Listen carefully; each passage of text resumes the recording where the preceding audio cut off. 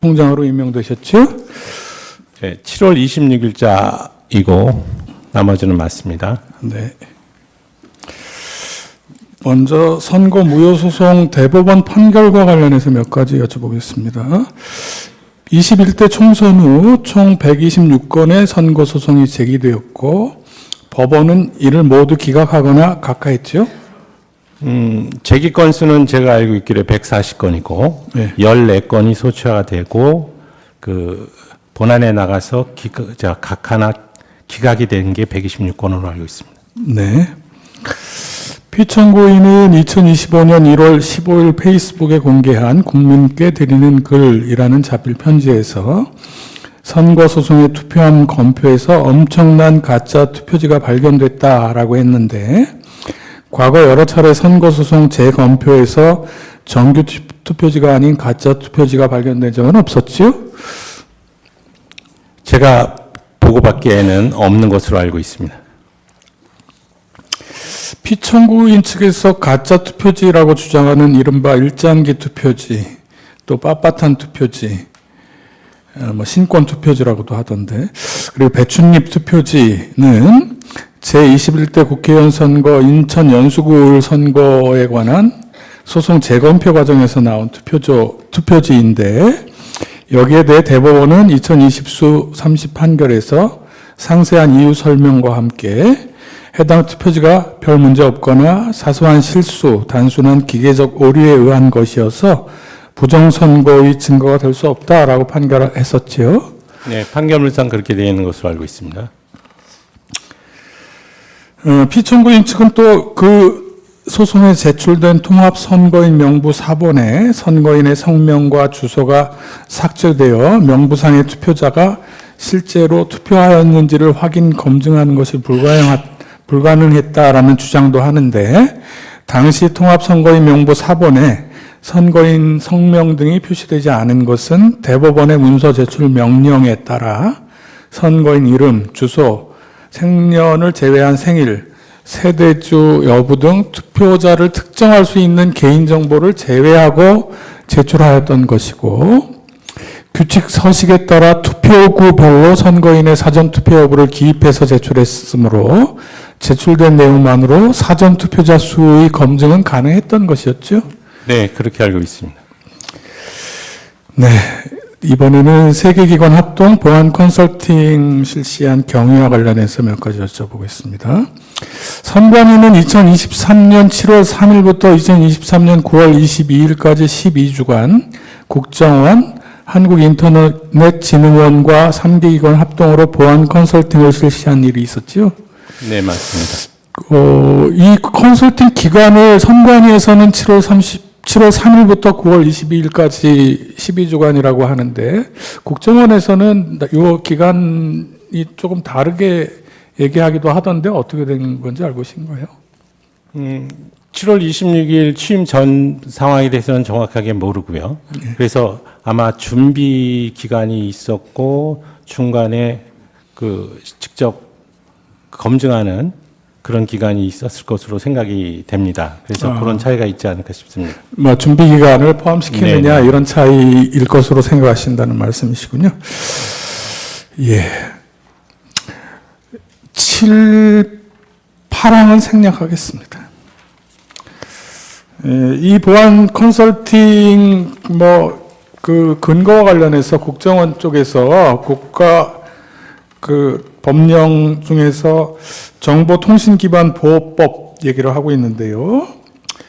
선관위 선거정보 시스템은 2005년 12월에, 재외선거관리 시스템은 2012년 2월에 정보통신기반보호법에 따른 주요 정보통신기반 시설로 지정되었고, 선관위는 지정된 시스템에 대해서 법 제5조에 따른 주요 정보통신기반 시설 보호 대책을 수립 시행하고 이걸 과학기술정보통신부 및 국정원에 보고해 왔지요.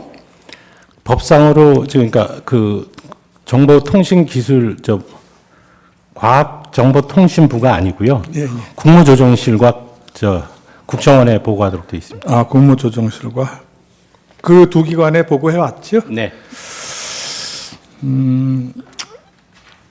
국정원이 그 2023년 전까지 그 전자정보법에 따른 실태 정보 보안 관리 실태 점검 그거를 실시해 왔는데 이제 선관위는 일단 그 대상은 아니죠.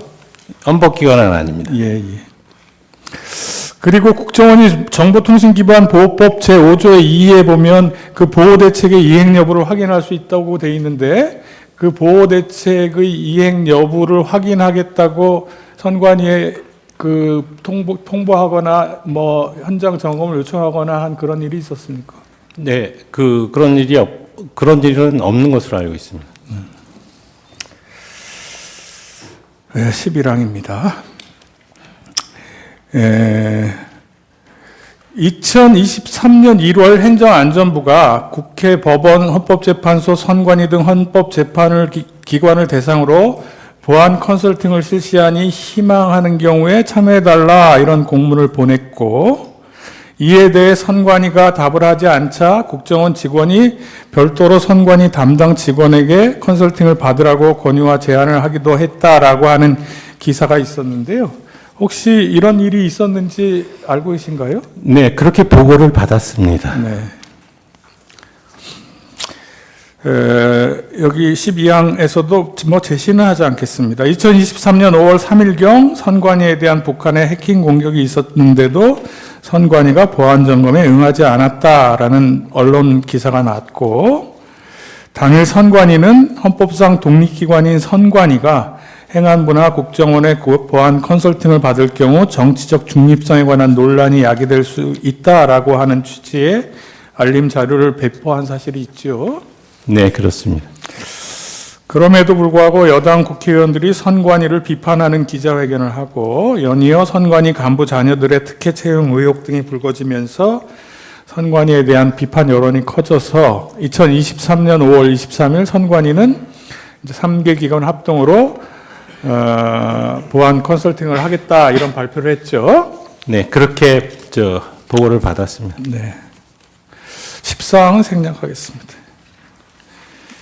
보안 컨설팅 점검 결과 발표와 관련해서 2023년 10월 10일 국정원이 언론기관을 상대로 투개표 시스템 해킹 취약점 등 선관위 사이버 보안 관리 부실 확인이라는 제목으로 보도자료를 배포했고 또 그 점검 결과를 브리핑하기도 하고 그랬던 내용 알고 계시죠? 네.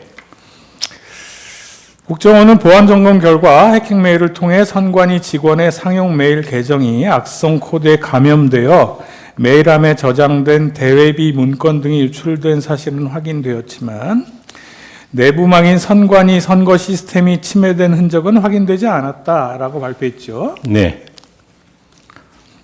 17항 생략하겠습니다. 18항 위 보안 컨설팅을 합동으로 수행한 3개 기관 중 하나인 한국인터넷진흥원의 이원태 원장은 2023년 10월 16일 국정감사에서 위 보도자료 내용이라든지 국정원이 발표한 보도자료 내용이라든지 배포 일정 등에 대해 사전 협의가 없었다라고 밝혔다는데 증인 이 사실 알고 계세요? 언론을 통해서 그 부분은 알고 있는 내용입니다. 네. 국정원이 이 보도자료 내용이라든지 배포 일정 등에 대해서 선관위하고 사전 협의나 어떤 합의 과정을 거쳤습니까? 이 보안 컨설팅과 관련한 부분에 있어서는 처음에는 그 양기관이 그 협의해서 그 소위 보안 컨설팅 결과 보고에 대한 부분을 협의해서 공동 발표를 하는 것이 어떻겠느냐라는 식으로 진행이 된 겁니다. 네. 근데 이제 서로가 지금 그 결과에 대한 내용을 어디까지 담을 것인지에 대해서 의견 일치를 볼 수가 없었기 때문에 따로 발표하게 된 겁니다. 처음에는 공동 발표하기로 했는데 네. 좀 의견 일치가 안 돼서 따로 예. 그 발표했고 그렇게 따로 발표하기로 뭐 그렇게 얘기가 서로 된 겁니까? 그렇습니다. 그러니까 공동 발표를 할 수가 없으니 그러면 각자의 입장에서 발표를 하자라고 된 겁니다. 그랬군요. 그래서 이제 그 같은 날 2023년 10월 10일 국정원도 발표를 했고 선관위도 따로 네. 그 중앙선관위 정보보안 시스템 컨설팅 결과 관련 입장이라고 하는 내용을 발표를 하신 거죠. 네, 그렇습니다. 그 선관위가 발표하신 보도자료 요지는 부정선거 방지 위한 법적 제도적 장치를 배제하고 기술적 부문에 한정해서 실시되었다. 그리고 기술적 해킹 가능성만으로 실제 선거 결과 조작 등 부정선거 실행은 불가능하다. 또 북한 해킹으로 인한 선거 시스템 침해 흔적은 발견되지 않았다. 시스템 접근, 제어, 통제 강화 등 모든 역량을 집중해서 보안을 강화할 것, 뭐 이런 내용들이었죠? 네, 그렇습니다. 이 보도자료에서 부정선거 방지를 위한 법적 제도적 장치라고 하는 것은 뭐 어떤 의미입니까? 기본적으로 공직선거법에 규정되어 있는 절차 규정을 의미하는 것이고요. 거기에 따라서 그 선거 관리를 필요로 하는 우리 선거 관리 지침에서 제도적으로 시행하는 방법들을 의미하는 겁니다. 네. 보안 컨설팅의 구체적 점검 방법 관련해서 보안 컨설팅 당시에 선관위는 서버를 포함해서 보유 중인 모든 전산 장비 6,400여 대에 대한 접근 권한을 국정원에 부여하였고 국정원은 선거 시스템과 관련한 중요 전산 장비 위주로 범위와 대상을 310여 대로 선정해서 보안 점검이 실시됐지요? 네, 그렇습니다. 당시에 보안 점검 미실시 전산 장비는 선거 시스템과 관련이 적은 일선 선관위 직원들의 일상 업무 수행에 사용되는 PC 자원이 대부분이었습니까? 네, 개인 PC가 6천여 대 정도 네. 지금 그 서버, 그러니까 그 선거 서버와 같이 그게 점검 대상이 됐었던 겁니다. 그러니까 그 개인 PC가 거의 6천여 대인데 그 개인 PC보다는 이제 선거 시스템에 사용되는 그렇습니다. 서버 위주로 네. 점검이 점검이 됐다는 말씀이시고. 그 피청구인 측에서는 이 점검 당시에 5%만 점검에 응하고 나머지 6,400여 대 나머지 95%는 뭐 불응했다 이런 얘기도 하는데 그런 적이 있습니까? 그게 이제 단순 수치로 6,400여 대의 PC 그 서버를 기준으로 해서 300몇 개만 검증을 할 수밖에 없으니까 그게 5% 정도로 나온 것 같습니다. 근데 실질적으로는 이 서버 검증의 대상은 그 보안 관제에 있는 그 데이터베이스라든지 이런 서버에 집중이 되게 되니까 단순한 5%와 같은 그런 프로테이지로 이 검증 절차에 대한 내용을 그 발표하는 것은 적절하지 않았다고 생각합니다. 뭐 그렇기도 하고요. 그러니까 5%를 제외한 나머지는 불응해서 점검에 응하지 않았기 때문에 그렇지는 않습니다. 그러니까 결국은 그 시간적 제한과 그다음에 인원적 제약이 있으니까 아마 국정원 입장에서도 그 검증 절차를 할 때 모든 서버를 다 볼 수는 없었을 겁니다. 그러니까 국정원이 그 약 12주 동안 이제 하는 과정에서 시간적으로도 기간이 제한되어 네. 있었고 인원도 제한되어 있었으니까 뭐 310여 대밖에 못했겠지만 그게 선관위가 이거 말고 딴 거는 안 돼라고 했기 때문에 그거만 한 건 아니란 말이에요. 예, 국정원 쪽에서 자의적으로 선별해서 진행을 한 것으로 알고 있습니다. 네, 알겠습니다. 그리고 25항입니다. 보안 컨설팅 진행 과정에서 국정원이 처음 해킹 툴을 설치했을 때 선관위의 보안 관제 시스템이 탐지해서 자동으로 차단을 했고 국정원이 이렇게 해서는 시스템을 점검할 수 없다고 해서 선관위의 침입, 탐지, 차단 등 자체 보안 시스템을 일부 적용하지 않은 상태에서 모의 해킹이 진행되었다. 이렇게 선관위 보도자료에는 나와 있는데 이게 사실인가요? 네, 맞습니다.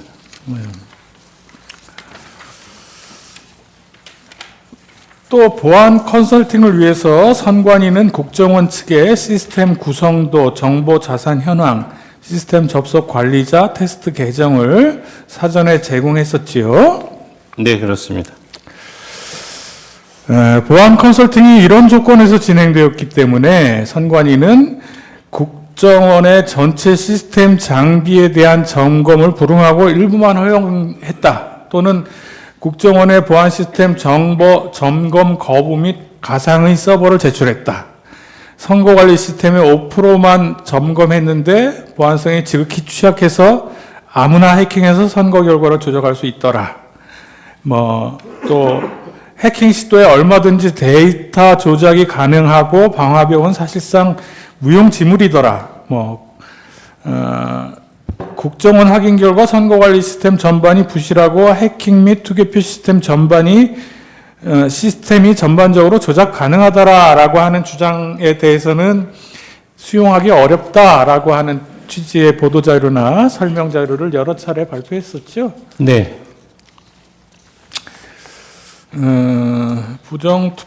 부정선거 주장에 관한 반박 관련해서 몇 가지 여쭤보겠습니다. 우리나라 투개표는 실물 투표와 공개 수작업 개표 방식으로 진행되고 정보 시스템과 기계 장치는 이걸 보조하는 수단으로 사용되죠. 네, 그렇습니다. 또 투개표 과정에서 수많은 사무원, 관계 공무원, 공공기관 직원, 참관인 등이 참여하고 있고 실물 투표지를 통해서 개표 결과를 검증할 수 있지요. 네, 그렇습니다. 그래서 보안 컨설팅 당시의 모의 해킹 환경, 즉 국정원 측이 요청한 시스템 구성도, 정보자산 현황, 시스템 접속 계정 등 시스템 정보 자료를 제공하고 또 효율적 점검을 위해서 침입 탐지 차단 시스템 등 위원회 자체 보안 시스템을 일부 적용하지 않은 상태에서 진행한 그 모의 해킹 환경에서 외부에서 내부 선거망으로 접속해서 투개표 데이터를 조작할 수 있었다 하더라도 현실적으로 투개표 데이터를 조작하는 건 거의 불가능하다 이렇게 생각되지요. 그러니까 실제 상황에서는 불가능할 거라고 생각합니다. 네. 해킹을 통해서 유권자 등록과 투표 여부를 관리하는 통합선거인 명부의 내용을 변경할 수 있다라고 보안점검 결과 발표에 나와 있는데 현실에서는 선거인 명부 데이터를 위변조하려면 사전에 서버 및 DB 접속 정보, 데이터 구조 이런 걸 확보하고 보안 관제 시스템을 불능 상태로 만들어야 할 뿐만 아니고 선거인 명부 작성 확정 관련 절차에 관계된 모든 사람과 기관, 지방자치단체 및 행정안전부, 왜냐하면 이 데이터가 서로 검증되고 교차되고 하니까요. 네. 그런 데들이 다 합심해서 그 조작에 관여해야만 가능한 거죠. 논리적으로는 그렇게 됩니다. 지금 그렇- 그러니까 선거인 명부 자체를 예. 선관위가 만드는 게 아니라 지방자치단체장이 법상으로 확정시켜서 저희한테 자료를 주도록 돼 있어요. 그러니까 그 자료는 지금 지방자치단체에서 가지고 있는 자료이기 때문에 저희가 서버에 있는 자료를 변경했을 때 그냥 양쪽으로 맞춰서 교체 검증을 해보면 그대로 나타나게 돼 있는 구조입니다. 네. 그래서 이제 현실에서는 이런 게 사실상 불가능하고 지금 보안 점검에서는 아까 얘기한 그런 어떤 해킹 환경을 조성했기 때문에 그 데이터를 변경할 수 있었다 이렇게 얘기한 것으로 그렇게 보고 있는 거죠. 네. 그리고 이제 해킹을 통해서 투표관리관 도장의 이미지를 절취해서 사전 투표용지와 동일한 투표용지를 얼마든지 만들 수 있었다라고 하는 결과 발표 내용과 관련해서도 사전 투표관의 사인 그 도장을 등록하는 통합선거인 명부 시스템은 외부와의 접속이 차단된 폐쇄망에서 운영되고 있고 제한된 기간만 접속 가능하며 외부에서 해당 이미지 파일을 취득하는 게 굉장히 어렵지요. 그리고 실제 투표용지와 동일한 투표용지를 발급하기 위해서는 청인 혹은 사인 외에도 투표용지 발급기 및 전용 드라이버 프로그램을 모두 취득해야 되므로 이걸 한꺼번에 다 한다라고 하는 건 현실적으로는 좀 불가능하지 않느냐 이렇게 네, 보고 그렇습니다. 있는 거죠. 32번은 이렇게 좀 묻겠습니다. 비밀번호가 매우 단순하다라는 점검 결과와 관련해서는 선관위가 보안 컨설팅 결과를 수용해서 그 단순한 비밀번호를 즉시 변경했고, 또 이후 모든 시스템의 비밀번호를 안전한 방식으로 변경하고, 주요 시스템의 경우 본인 인증을 포함한 다중 인증 체계로 운영하고 있죠. 네. 보안 컨설팅 이후 선관위의 조치 관련해서 몇 가지 여쭤보겠습니다. 선관위는 보안 컨설팅 이후 이행 추진 TF를 구성해서 지적된 취약점을 대부분 조치하였고, 이와 관련한 보도자료를 홈페이지에 게시하고 배포했죠. 그렇습니다. 또 22대 국회의원 선거 실시 전에 정당 창관인의 입회하에 2차례 국정원과 합동으로 이행 여부 현장 점검을 완료했죠. 네, 맞습니다. 그렇게 이제 개선 조치를 하고 점검 완료한 후에 이전에 국정원에서 31점인가 뭐 나왔던 점수가 네. 다시 이렇게 평가해 보니까 뭐 70몇 점까지 나왔다면서요. 71.5로 제가 보고를 받은 것 같습니다. 71.5 정도 네. 나왔습니까? 그러면 어쨌든 그 이전에 비해서 지적됐던 점들이 많이 개선되고 그 보안 수준이 많이 이제 향상된 거네요. 네. 이 보안 컨설팅과 관련한 부분에서 자꾸 부정선거 시비의 그 논쟁거리로만 작동이 되는데, 이 선관위 입장에서는 이 지금 보안, 특히 서버라든지 보안에 대한 부분이 굉장히 중요합니다. 그 뜻은 부정선거를 방지하기 위한 그런 개념이 아니고, 우리 지금 법제가 사전투표제라는 것을 운영하지 않습니까? 네. 그러면 선거를 하는데 사전투표제를 운영하게 되면 통합선거인명부, 즉 서버의 도움을 받아서 선거를 치를 수밖에 없는 구조입니다. 그때 이 서버가 공격을 받아서 통합선거인명부의 조작이라든지 이런 부분들이 가능해지면 그 자체로 그 해당 선거는 무효입니다. 그렇기 때문에 재선거를 할 수밖에 없고 극심한 사회적인 혼란에 빠지게 되는 겁니다.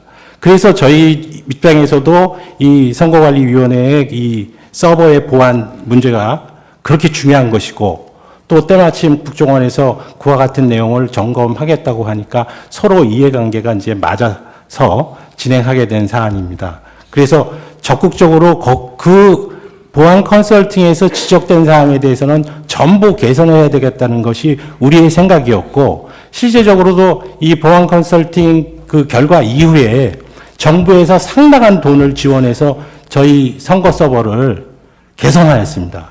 그런 상황에서 22대 국선이 치러졌기 때문에 저희들 입장에서 계속적으로 이 서버와 관련된 이런 부분에 대해서 계속적으로 부정선거 주장이 지금 계속 이루어진다는 것에 대해서는 굉장히 좀 안타깝게 생각합니다.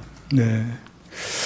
선관위가 압수수색을 못한다 이런 얘기도 피청구인이 하셨던데, 선관위는 적법 절차에 따른 수사기관의 압수수색에는 응하고 있지요.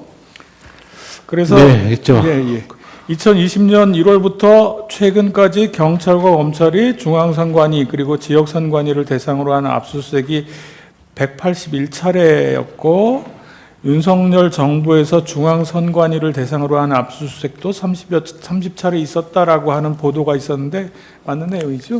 이 수치에 대한 부분은 지금 압수수색 영장 절차에 의하면 그 영장 사본을 피압수수색에 제공하지는 않습니다. 그래서 저희가 영장 사본 등이나 이런 자료는 갖고 있지 않고, 다만 거기에 관련된 위원회 내부에서 산출된 그런 보고서 등을 감안한 숫자이기 때문에 그 숫자가 정확하지 않을 수 있습니다. 근데 지금 청구인 대리인께서 말씀하시는 그 정도 숫자는 지금 저희가 되는 것으로 확인했습니다. 네.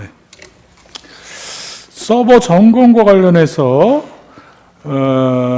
이렇게 보안 컨설팅을 하고 이후에 이행 여부 점검을 한 후에 국정원이나 어떤 다른 기관에서 이 서버 점검 혹은 시스템 점검이 필요하다, 혹은 보안 점검을 요청했다거나 한 일이 있습니까?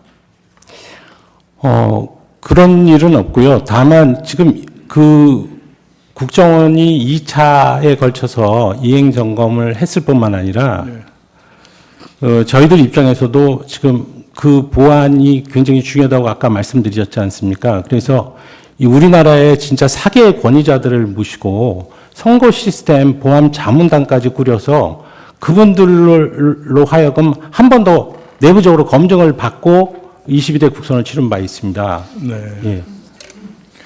그러니까 뭐 선관위에서도 그 문제에 대해서는 관심이 많고 자체적으로도 네, 점검을 그렇습니다. 했지만 뭐 국정원이나 다른 외부 기관이 점검합시다 혹은 점검할 테니까 응해라 이런 요청을 할 네, 수는 없다는 거죠. 어떤 부분이 더 미진하다라는 얘기가 없었습니다. 네, 네.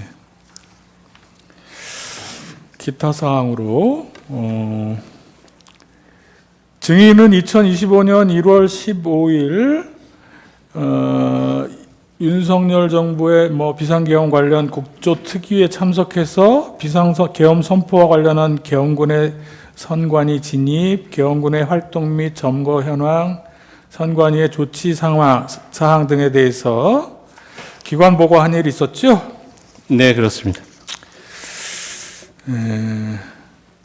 어떻습니까? 중앙선거관리위원회 사무총장으로서 2024년 4월에 치러진 22대 국회의원 선거가 그 부정선거라고 하는 거에 대해서 어떻게 생각하세요?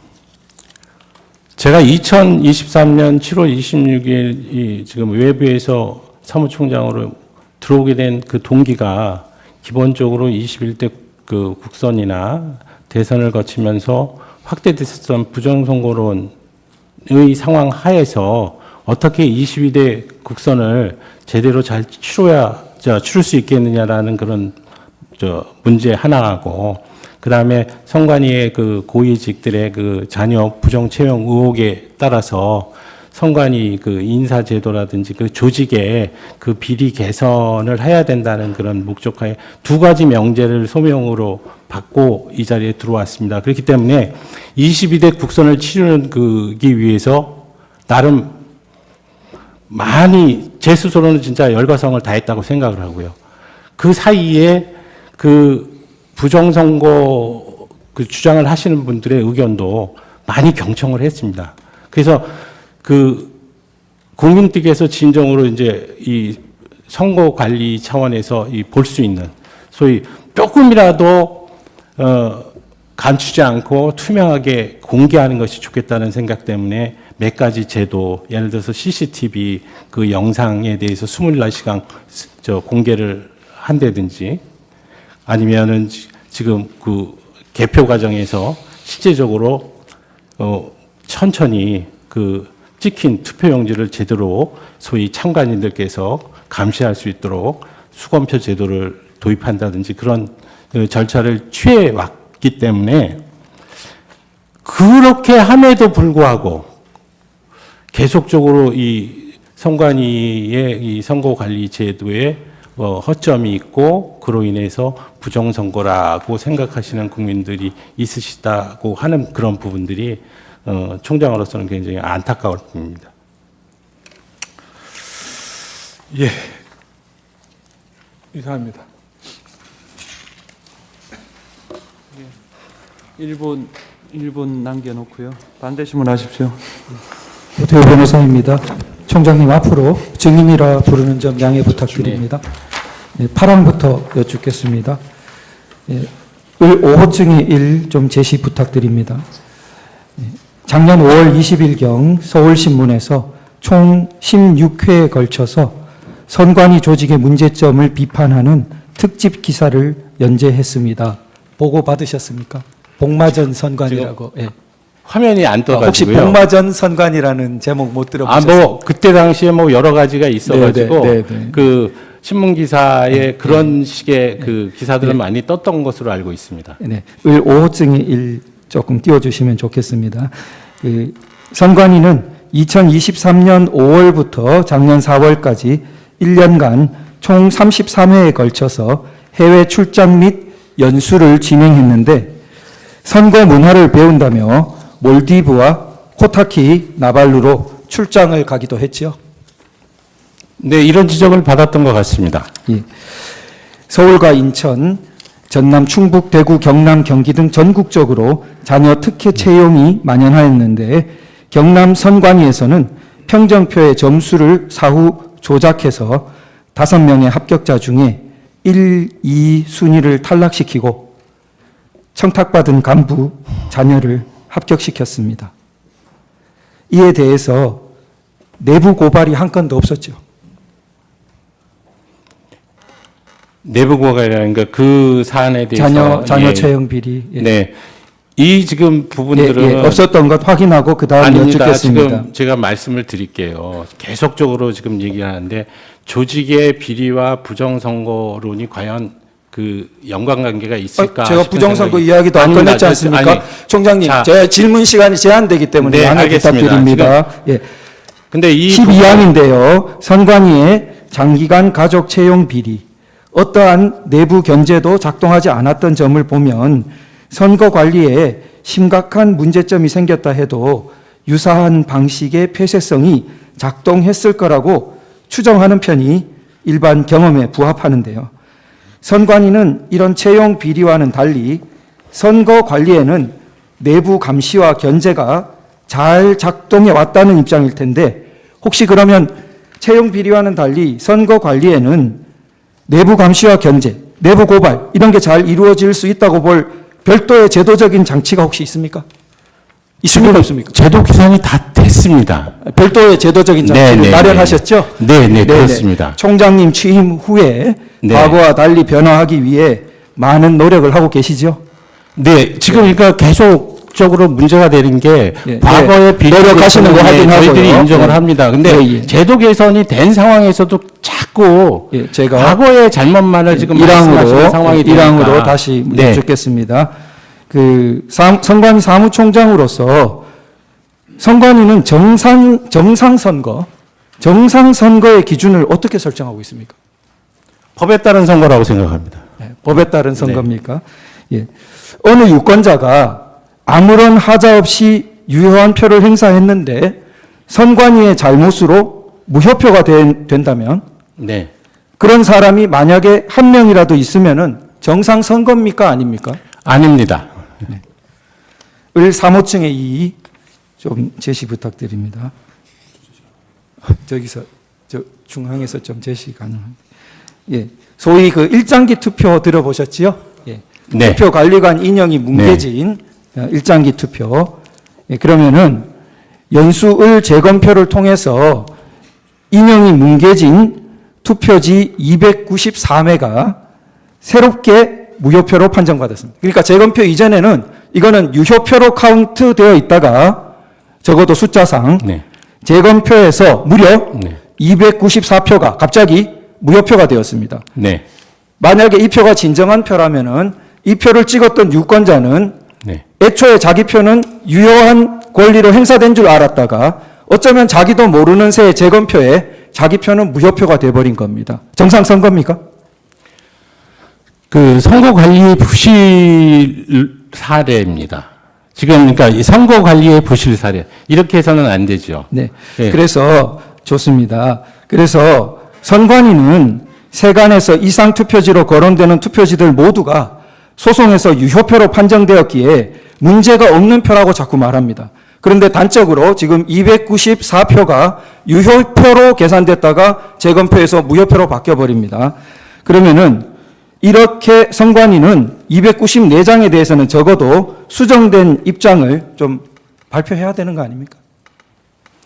지금 말씀드린 대로 지금 선거 관리 과정에서 하자가 있어서 이와 같이 정상적으로 소위 유권자의 그 투표지가 이와 같이 무효가 되는 사례는 종종 이제 발생할 수 있습니다. 아니, 제가 잠시 또 여쭙겠습니다. 이게 1974명이 한 투표소입니다. 송도 이동 제6투표소.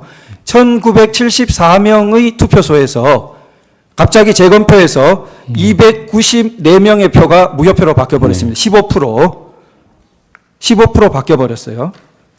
그러면 이런 사례를 들어보셨습니까? 잘못된 겁니다. 그러니까 근데 이런 문제는 사례를 뭐냐면, 들어보신 적이 있냐고요. 자, 그러면 지금 부정선거라 했는데 이거 본투표지요? 제가 총장님 잘 아시겠지만 그러니까 이게 사전 제가 투표를 질문 시간이 공격하시는 있습니다. 건지 지금 제가 질문하는 답을 조금 공격하시는 건지 부탁드리고요. 모르겠는데 예, 제가 무리스런 질문하지도 않지 않습니까? 이런 유사한 사례를 들어본 적이 있으시냐고요? 요 사례가 있지만 이렇게 네. 비슷한 다른 거는 없죠. 요 사례 들어보셨겠지만 네. 예.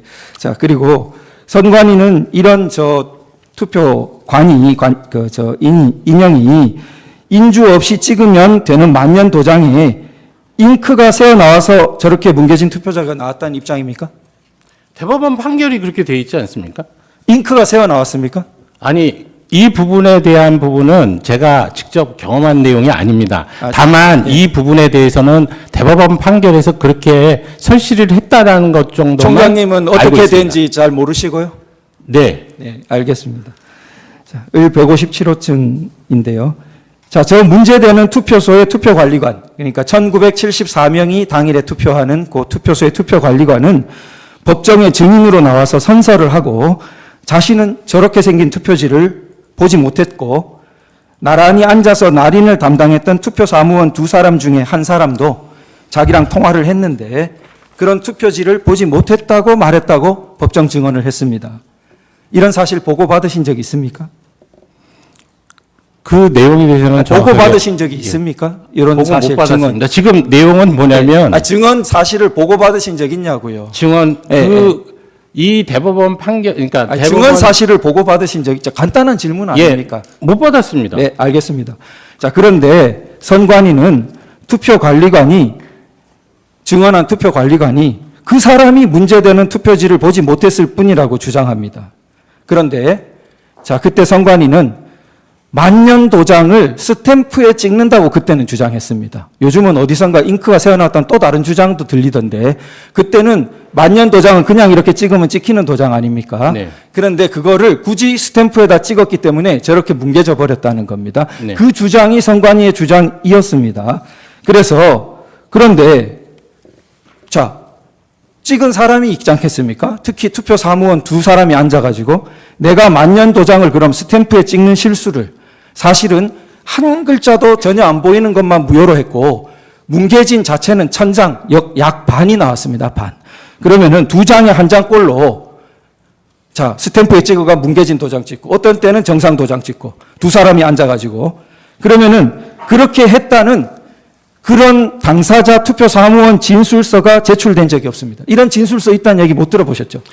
그 대법원 들어보셨습니까? 소송 못 기록에 들어보셨- 대해서는 제가 보지를 못했어요. 예, 지금 알겠습니다. 말씀하시는 내용이 예. 대법원 소송 과정에서 일어난 일에 대해서 지금 저한테 물어보시는 네, 거거든요. 알겠습니다. 예. 그래서 결국은 선관위의 신뢰와 이게 관계되어서 7번을 조금 변형해 묻겠는데요. 이게 국민적 의혹이 너무 커졌습니다. 뭐 1억 원 현상 광고를 해도 그런 사람이 안 나타나고.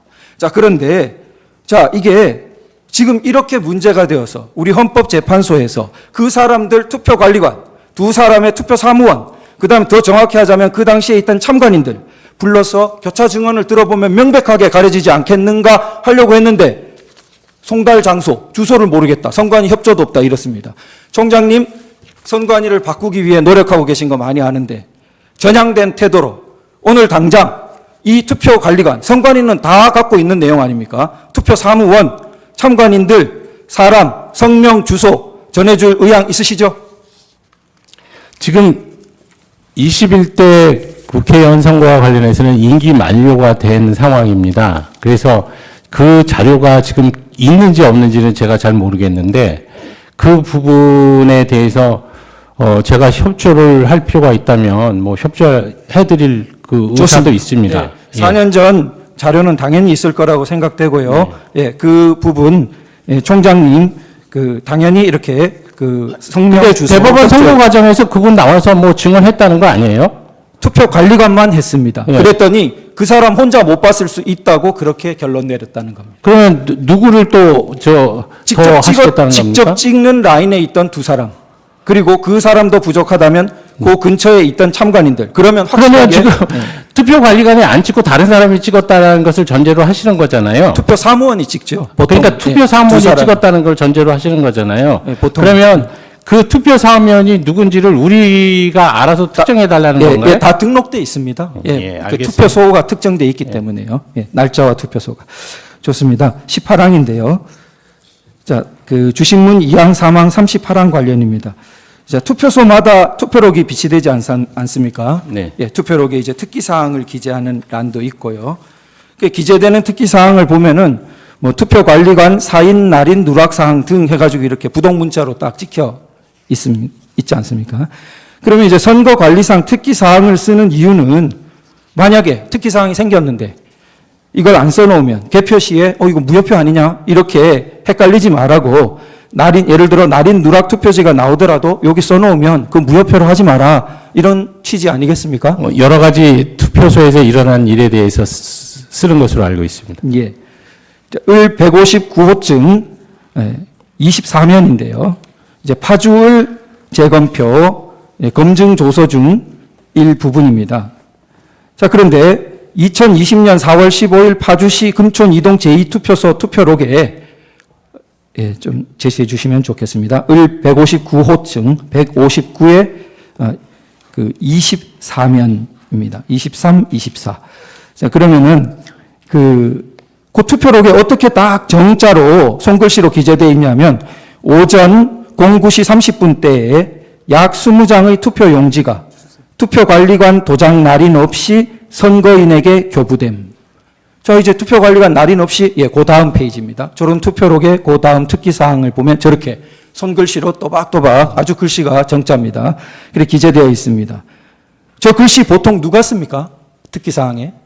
투표관리관이 쓰도록 그렇죠. 투표관리관이죠. 네. 자, 그러면은 그 밑에 보면은 국회의원 선거투표 1년 번호지 한 건에 대하여 절취하지 못함. 특기사항이 두 개 있었습니다. 네. 약 20장은 도장 찍지 못하고 나가버려가지고 투표함에 들어가 버렸고, 하나는 1년 번호지를 절취하지 못하고 가버렸습니다. 자, 그래서 무효표 하지 마라고 이렇게 써놨습니다. 자, 그런데 재검표가 이렇게 이루어지면은 금촌 이동 제2투표소 당일 투표지들을 쭉 재검표하면은 우리는 당연히 어떻게 생각하게 됩니까? 투표관리관 도장이 없는 약 20장의 투표지와 미절취된 투표지 한 장이 나와야죠. 그런데 을 159호증, 요건 이제 제시 안 하셔도 됩니다. 을 159호증 검증조서증 10면에 보시면은 안 나왔다는 겁니다. 안 나왔어요. 검증조서상에 그게 안 나왔다는 게 확인됐어요. 다른 동네에는 투표록에 그 기재가 없는데 나온 것이 기재되어 있기 때문에 못 보는 게 아닙니다. 못 찾는 게 아니에요. 아주 많은 사람이 일반 개표 때보다 더 많은 인원이 진짜 더 수개표로 하면서 찾습니다. 그런데 거기서 안 나왔어요. 어디 갔습니까? 안 나왔어요. 자, 그러면은 금촌 이동 제2투표소가 재검표 때 나온 게 진정한 투표지라면은 당연히 저 투표록에 기재된 관인 없는, 날인 없는 투표지 약 20장, 1년 번호 미절치 투표지 한 장이 나와야 되는데 안 나오니까 그러면은 심지어 어떤 기사 보도까지 있냐 하면은 저 재검표 날에 오전 일찍, 아침 일찍 선관위가 위조 투표함을 막 들여보내는 정황을 법원 경위가 보고 자기들끼리 담배를 피면서 이야기하는 것을 녹취했다는 보도 정황까지 있습니다. 들어보신 적은 없죠? 총장님이. 혹시 있습니까? 지금 그게 대법원 소송 중에 그랬다는 겁니까? 예, 소송으로 다루어졌던 사건 중에 하나입니다. 그러니까 물론 판결문만 보시면 이런 이야기는 위조 투표지가 대법원 소송 중에 들어갔다는 얘기예요? 자, 이런 재검표를 해보니까 투표록에 저렇게 기재되어 있는데 재검표장에 나타난 투표지에는 저런 특기사항 투표지가 없더라는 겁니다. 네. 그런데 판결문만 보시면 모르는 게 이런 말하기 곤란한 사항은 판결문에 아예 쓰지도 않습니다.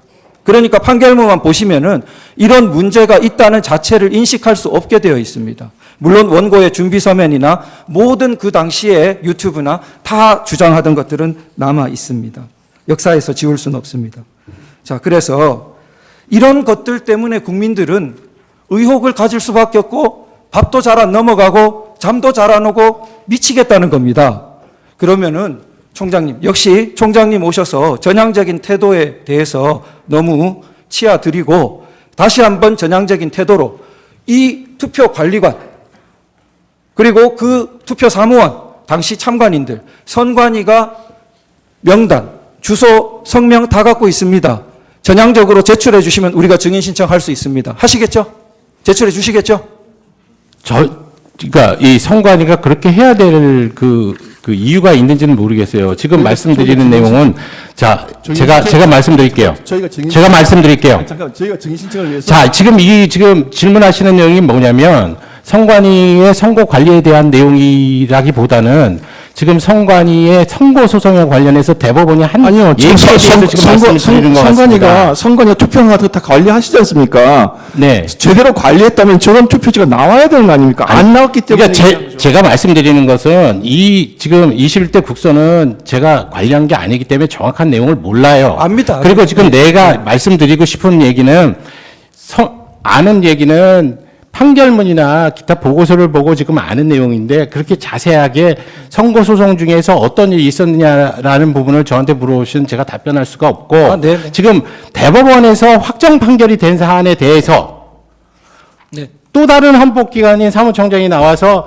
대법원 판결이 문제가 있으니 이런 부분을 다시 조사해야겠으니 여기에 응해달라는 요구에 응할 수 있겠냐 그 말씀을 드리는 네, 거예요. 제가 총장님께 어떤 판결에 문제점이 있다는 진술을 말씀드렸던 것도 아니고요. 제가 그렇게 해달라면서요. 아니요, 저는 이런 취지입니다. 뭐냐 하면은 저는 늘 안타까워한 것인데요. 총장님이 안타까워하신 거랑 통한다고 생각됩니다. 자, 선관위는 국민들의 사랑을 받아야 됩니다. 예. 자유민주주의의 꽃이라는 우리 선거를 관리하는 선관위가 만일 아름다운 모습이라면은 국민들의 가장 사랑을 받아야 됩니다. 그런데 정반대로 되어 있는 현실이 너무 안타깝죠. 자, 그러면은 어떻게 사랑받을 수 있느냐? 어떻게 신뢰를 회복할 수 있느냐? 총장님도 불철주야 고민하고 계실 걸로 압니다. 다시 한번 신뢰를 회복할 수 있는 간단한 길 중에 하나는 지금 현재 우리 헌법재판소에서는 대통령 비상계엄으로 선관위의 병력이 일부 들어간 건 몇 사람도 없는데 어쨌든 병력이 출동하고 선거 관리 시스템을 점검 지시했다는 문제 때문에 그 쟁점이 당연히 쟁점으로 나와 있습니다. 그래서 그 재판의 쟁점 때문에 당연히 증인 신청도 원래 연수울 부분은 채택도 해주셨던 바입니다. 그러나 주소를 모르겠어요, 저희가. 그리고 법정 증언했던 한 사람 외에는 이름도 모르겠고. 그래서 그런 부분에 선관위의 협조가 필요한 겁니다. 그러면은 만약에 보십시오. 이런 협조가 안 된다면은 국민들이 선관위를 믿겠습니까? 사랑하겠습니까? 그런 취지에서 말씀드린 겁니다. 다시 제 본연의 신문으로 넘어가겠습니다. 36항입니다. 주신문 2항 내지 5항 관련인데요. 선관위는 선거 소송에서 종이 감정 결과 문제가 없다는 입장을 유지하고 계시죠? 예. 그런데 연수울 선거 소송에 보면 본드풀이 떡칠된 투표지가 있는데 이런 걸 원고가 감정을 요구하니까 감정 대상으로 안 받아줬습니다. 이런 사실은 모르시죠? 예. 그래서 자, 이게 그때 어떤 일이 있었냐면 피고 선관위가 비교 대상 투표지가 필요하니까 그럼 비교 대상이 원래는 당시 21대 국회의원 선거에 관계된 두 종류밖에 없었습니다. 보통 두 종류 쓰지 않습니까? 그런데 두 종류 계약서하고 있었던 두 종류 외에 무려 몇 개의 롤지를 추가로 갖고 왔냐면 37개의 롤 용지를 추가로 갖고 왔습니다. 그러니까 이게 이 선거에 쓴 것은 두 종류인데 왜 37개를 가져옵니까? 했더니 그때 선관위가 뭐라 했냐면요. 그래서 제가 이제 질문 드리는 겁니다. 2020년 총선에 2017년 대선용 롤지, 2018년 지선용 롤지도 사용했기 때문에 그러면 진정한 투표진지 비교 대상을 하려면은 그 롤지도 써야 된다는 겁니다. 그래서 무려 37종을 가져왔습니다. 자, 그러면은 총장님, 지역 선관위에서 작년에 총선이 있었습니다. 국회의원 선거. 그 롤지 남겨두고 있다가 다음에 선거 다시 치러지면은 지방선거에 다시 그 용지 씁니까? 씁니다. 네. 자, 그 롤지가, 설명을 설명 좀 드릴까요? 예, 씁니다. 그러면은 그 롤지가 그 수량이나 입 반출이 정확하게 대장에 기록되고 관리되고 있습니까? 아닙니까? 지금 22대 국선 할 때도 다음 선거에도 쓴다는 전제하에 여분을 구매를 했고요. 실질적으로 저희가 롤 용지를 사용해서 사전투표 용지를 발급할 당시에 보면 나중에 끊김 현상이라든지 이런 게 있을까봐 나머지 상당히 남은 상태에서 롤 용지를 교환을 하게 됩니다. 그런 식으로 하기 때문에 실제적으로 사용하는 롤 용지의 양을 특정해 드릴 수는 없어요. 근데 지금 상당히 그 22대 국선을 마치고도 재고량이 남아 있는 것으로 제가 알고 있습니다. 저는 여분을 구입하고 보관하는 것을 그 자체로 문제 삼지 않습니다. 네. 그러나 그것은 엄격하게 관리돼야 된다는데 동의하실 겁니다. 예, 동의합니다. 예, 만약에 그게 관리가 안 되면은 위조 투표지로 쉽게 사용되지 않겠습니까? 그런데 그 당시 연수을 그 비교 대상에는 라벨 붙지 않은 심지어 롤 용지까지 가져왔습니다.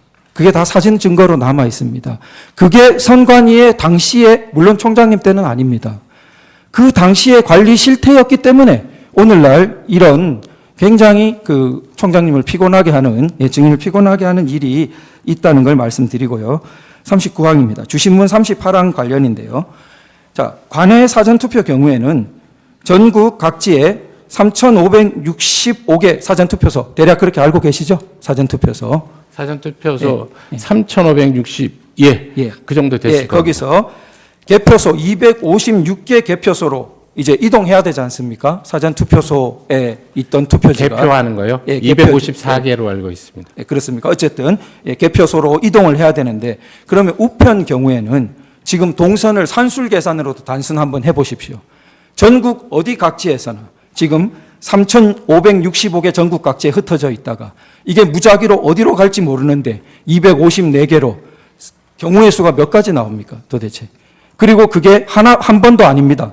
우편 집중국을 거치기도 하고 여기 지역 저기 지역을 거쳐서 그러면은 그 복잡한 모든 동선 과정 중에 하나라도 구멍이 생기면은 큰일이 납니까 안 납니까? 이 사전투표제는 아까 말씀드렸다시피 법적 사항입니다. 그래서 국민의 총의를 모아서 국회에서 법률로 만들어내는 제도예요.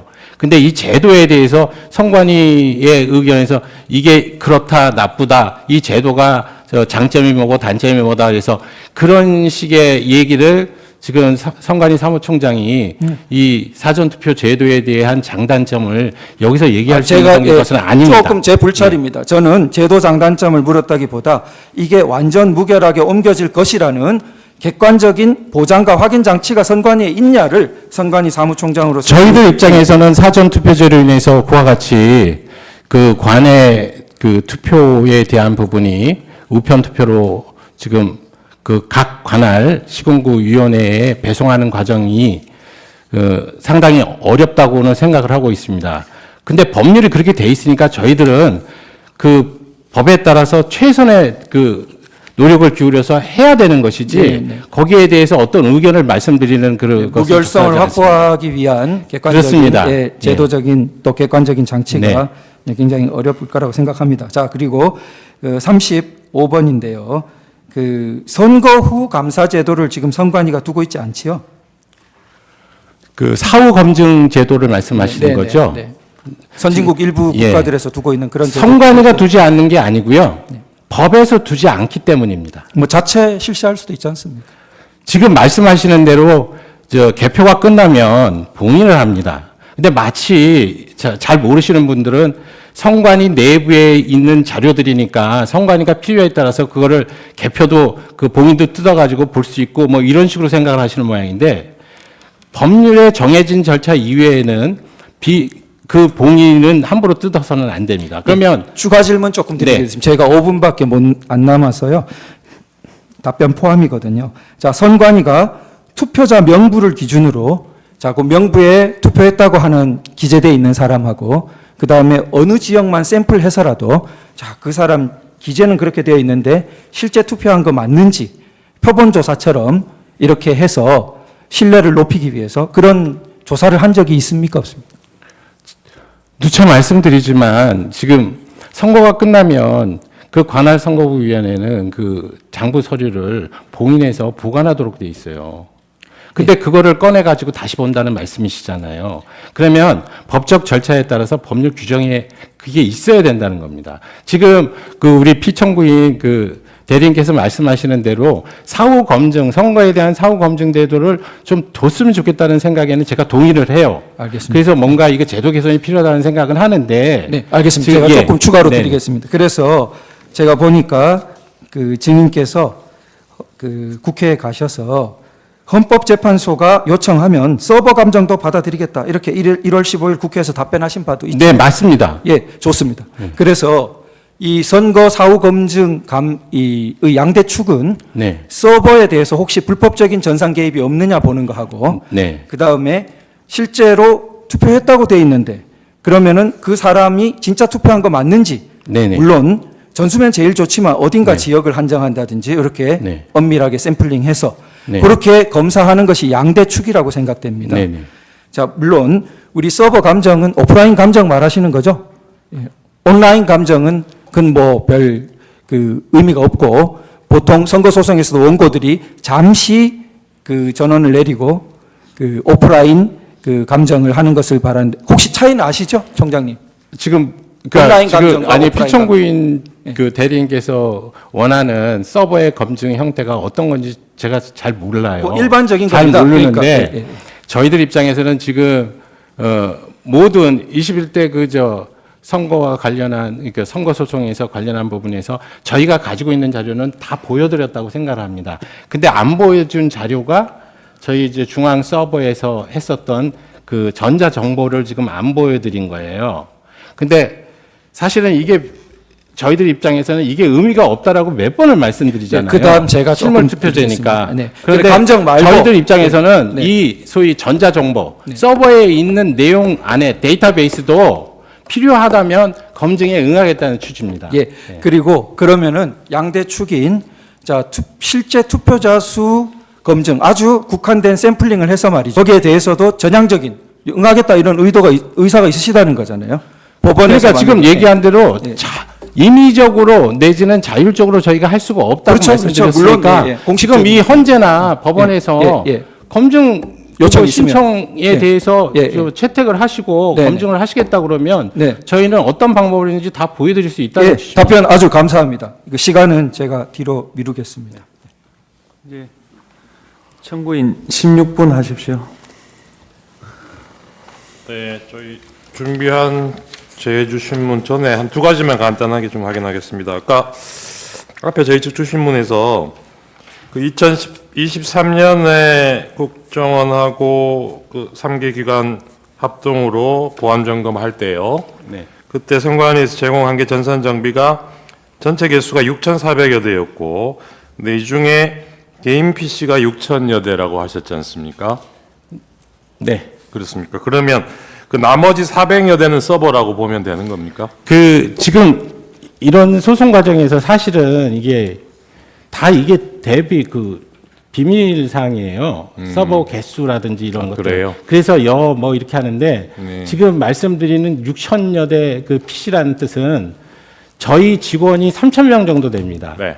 그런데 직원이 사용하는 그 PC가 내부망과 많이 분리가 돼 외부망 있으니까. 두 대의 PC를 사용하니까 네. 그렇게 대충 계산을 한 겁니다. 네, 네, 알겠습니다. 그러면 실제로 국정원에서 보안 점검하면서 봤다는 그 5% 300여 대겠죠, 그러면.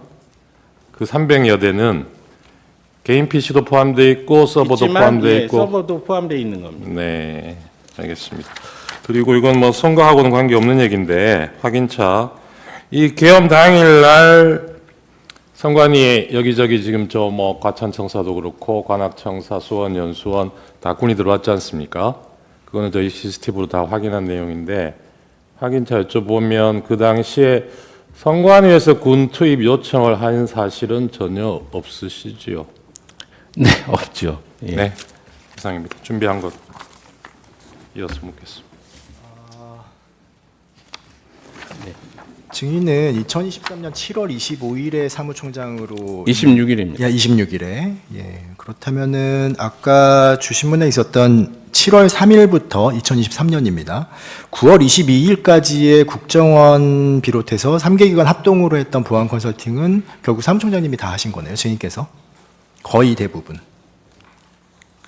제가 한 거는 아니죠. 아, 물론 그렇죠. 예, 계실 때 진행된 거죠. 뭐 그렇다고 예. 할 수 있습니다. 뭐 아까 그 국정원에서 증인으로 나오셨는데 이제 그분께서 말씀하신 게 원래 증인께서 사무총장이 되시기 전까지는 선관위에서 협조가 잘 안 돼가지고 점검이 잘 안 됐었는데 증인이 취임한 이후에 협조가 돼서 그때부터 점검이 시작되었다. 이렇게 말씀을 하셨거든요. 네. 예. 그래서 뭐 증인께서는 당연히 다 명명백백히 밝히실 거니까 다 협조를 잘 하신 거잖아요. 그렇죠? 네. 예. 어차피 받기로 한 거 확실하게 그러니까요. 줘야 된다고 생각했습니다. 그러니까요. 혹시 그 증인께서 사무총장으로 임명되면서 네. 피청구인으로부터 이런 보안 컨설팅에 잘 응해달라 이런 권고를 받으신 적이 있나요? 저는 피청구인과 계속적으로 제가 총장에 취임할 때서부터 그런 얘기가 있었지만 한 번도 사적으로 만나본 적이 없고 그간에 신년 인사할 때 신년 할애식에서 잠깐 뵙고 인사한 거하고 그다음에 부친당 당하셨을 때 잠깐 인사한 거 그거 2개밖에 없고요. 일단 대통령께서도 뭐 그렇게 생각했는지는 모르지만 저 입장에서는 이 선거관리 사무총장이라는 지위가 기본적으로 정치적으로 매우 민감한 자리 아닙니까? 그래서 공적인 사무총장의 언행 자체가 그 정치적 중립성의 시비를 불러일으키기 굉장히 좋은 자리라고 생각을 했습니다. 그래서 예. 저 스스로가 소위 공적인 사무총장이 해야 되는 업무 이외의 것은 절대 안 하겠다라는 생각을 했었고요. 아니 왜 제가 여쭤보느냐면요. 아까 주신문 하실 때 그 사무총장 임명되시면서 2가지 소명을 갖고 시작을 하셨다. 근데 네. 그 중에 하나가 부정선거 의혹을 잘 해명하겠다라고 하는 네. 거라고 말씀을 하셔가지고 그러면은 취임 당시부터 이 부정선거 의혹을 내가 사무총장으로 가면서 이거를 해소를 하겠다라고 마음 먹으셨다는 거잖아요. 근데 그거를 그동안에 계속 네, 법조인으로 계시다가 선거 관리위원회에 사무총장으로 바로 임명이 되셨는데 네. 그런 생각을 바로 하실 수 있을까 싶어가지고 혹시 권고 같은 게 있었나 여쭤보는 거예요. 당시 저 사법연수원장을 하고 있었을 그렇죠, 때고요. 사법연수원장, 예. 지금 그때 저한테 권유를 하신 분이 지금 현재 노태학 위원장하고 그다음에 선거관리위원회 상임위원이신 분이 공교롭게 저하고 연수원 동기입니다. 다 16기. 그래서 잘 아시는 분들이에요. 아. 근데 아마 저한테 권유를 하시기 전에 외부적으로 외부에서 사무총장을 이제 모셔와서 이 난국을 타개해야겠다는 생각을 하셨던 것 같아요. 아, 그런데 예, 시간이 없어서 자꾸 죄송합니다. 나머지 분들이 전부 이렇게 응해주시지 않으니까 저한테 와서 좀 어려운 일이니까 좀 도와달라고 얘기를 하는 과정에서 그런 얘기들이 다 나오고 네네. 그 알겠습니다. 예. 죄송합니다. 시간이 없어가지고요.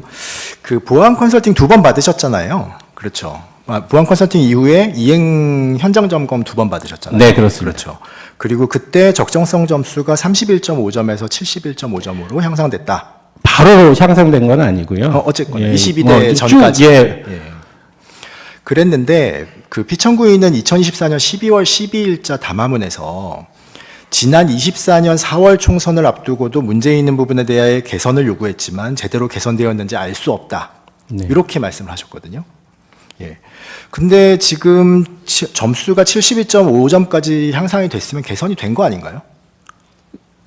저는 됐다고 생각을 그렇죠. 했습니다. 그러면 예. 이런 개선 상황이 피청구인한테는 보고가 안 됐나요? 그러니까 선관위에서 직접적으로 대통령한테 보고할 사항은 아니고요. 누가 보고해야 되나요? 아니, 그러니까 국정원이 이행 점검을 했으니까 당연히 국정원에서 보고를 했다고 생각을 한 했어야 거죠. 되겠죠. 네. 예.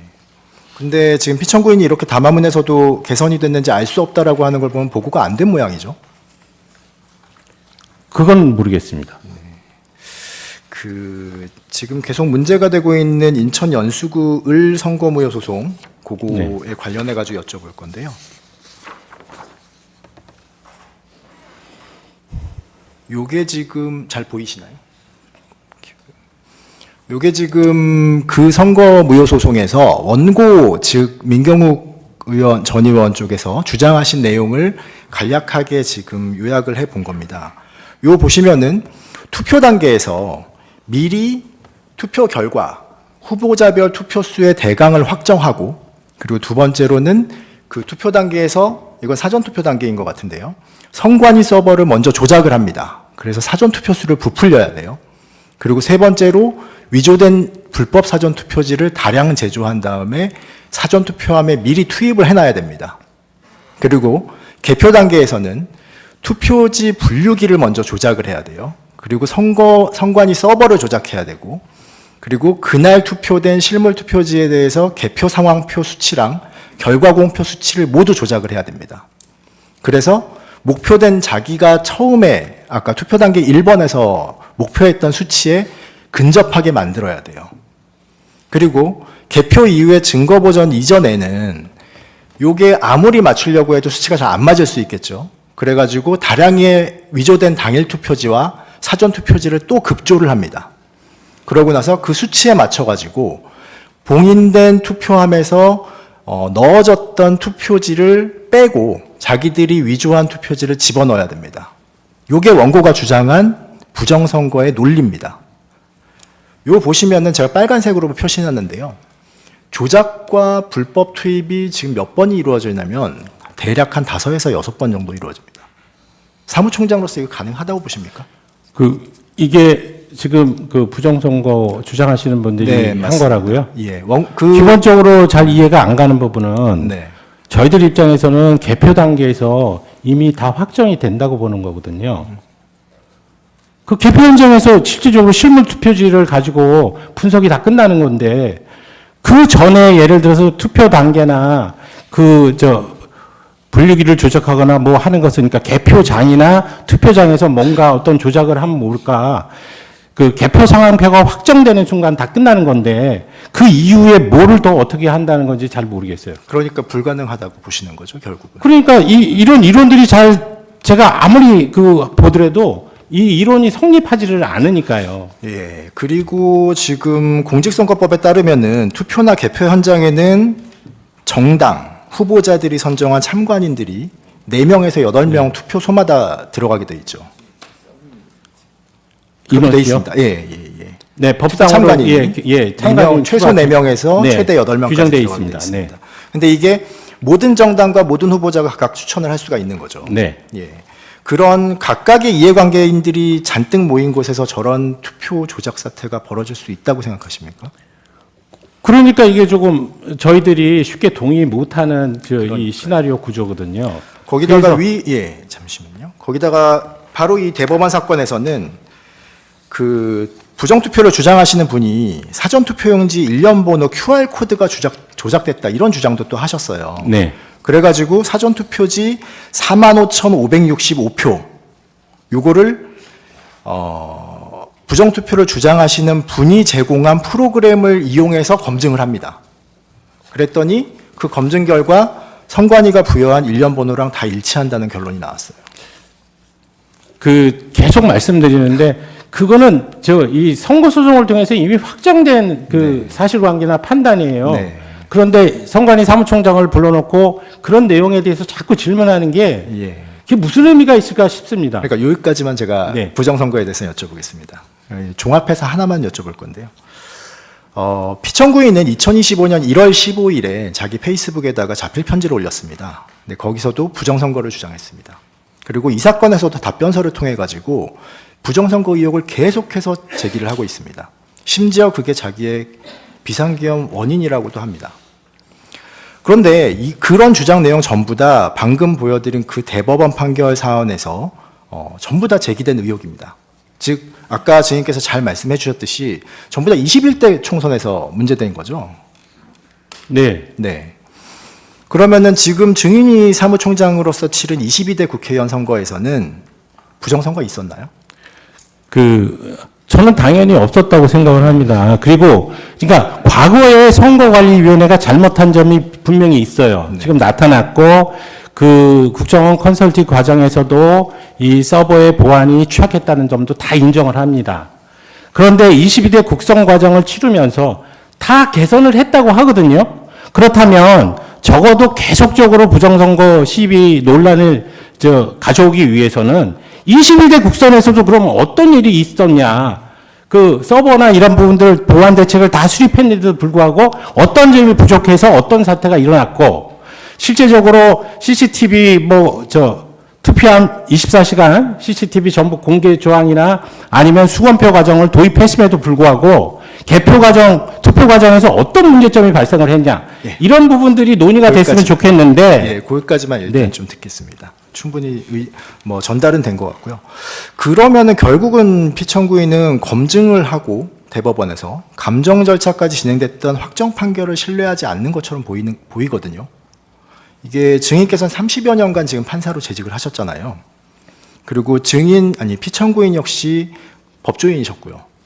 그런데 이렇게 대법원 확정 판결도 믿지 못하겠다는 이런 피청구인의 주장을 어떻게 생각하시나요? 피청구인이 그런 주장을 한 적이 있나요? 네, 아까 말씀드렸다시피 1월 15일자 자기 페이스북에서 그렇게 말씀하셨습니다. 그 내용에 대해서는 잘 모르겠습니다. 네. 어쨌든 지금 그 21대 국선이나 이런 부분을 가지고 이제 저한테 말씀을 하시면 저는 대법원 판결로 그 사안은 전부 밝혀졌다라고 말씀드릴 수밖에 없는 내용이고요. 한 가지만, 예. 죄송합니다.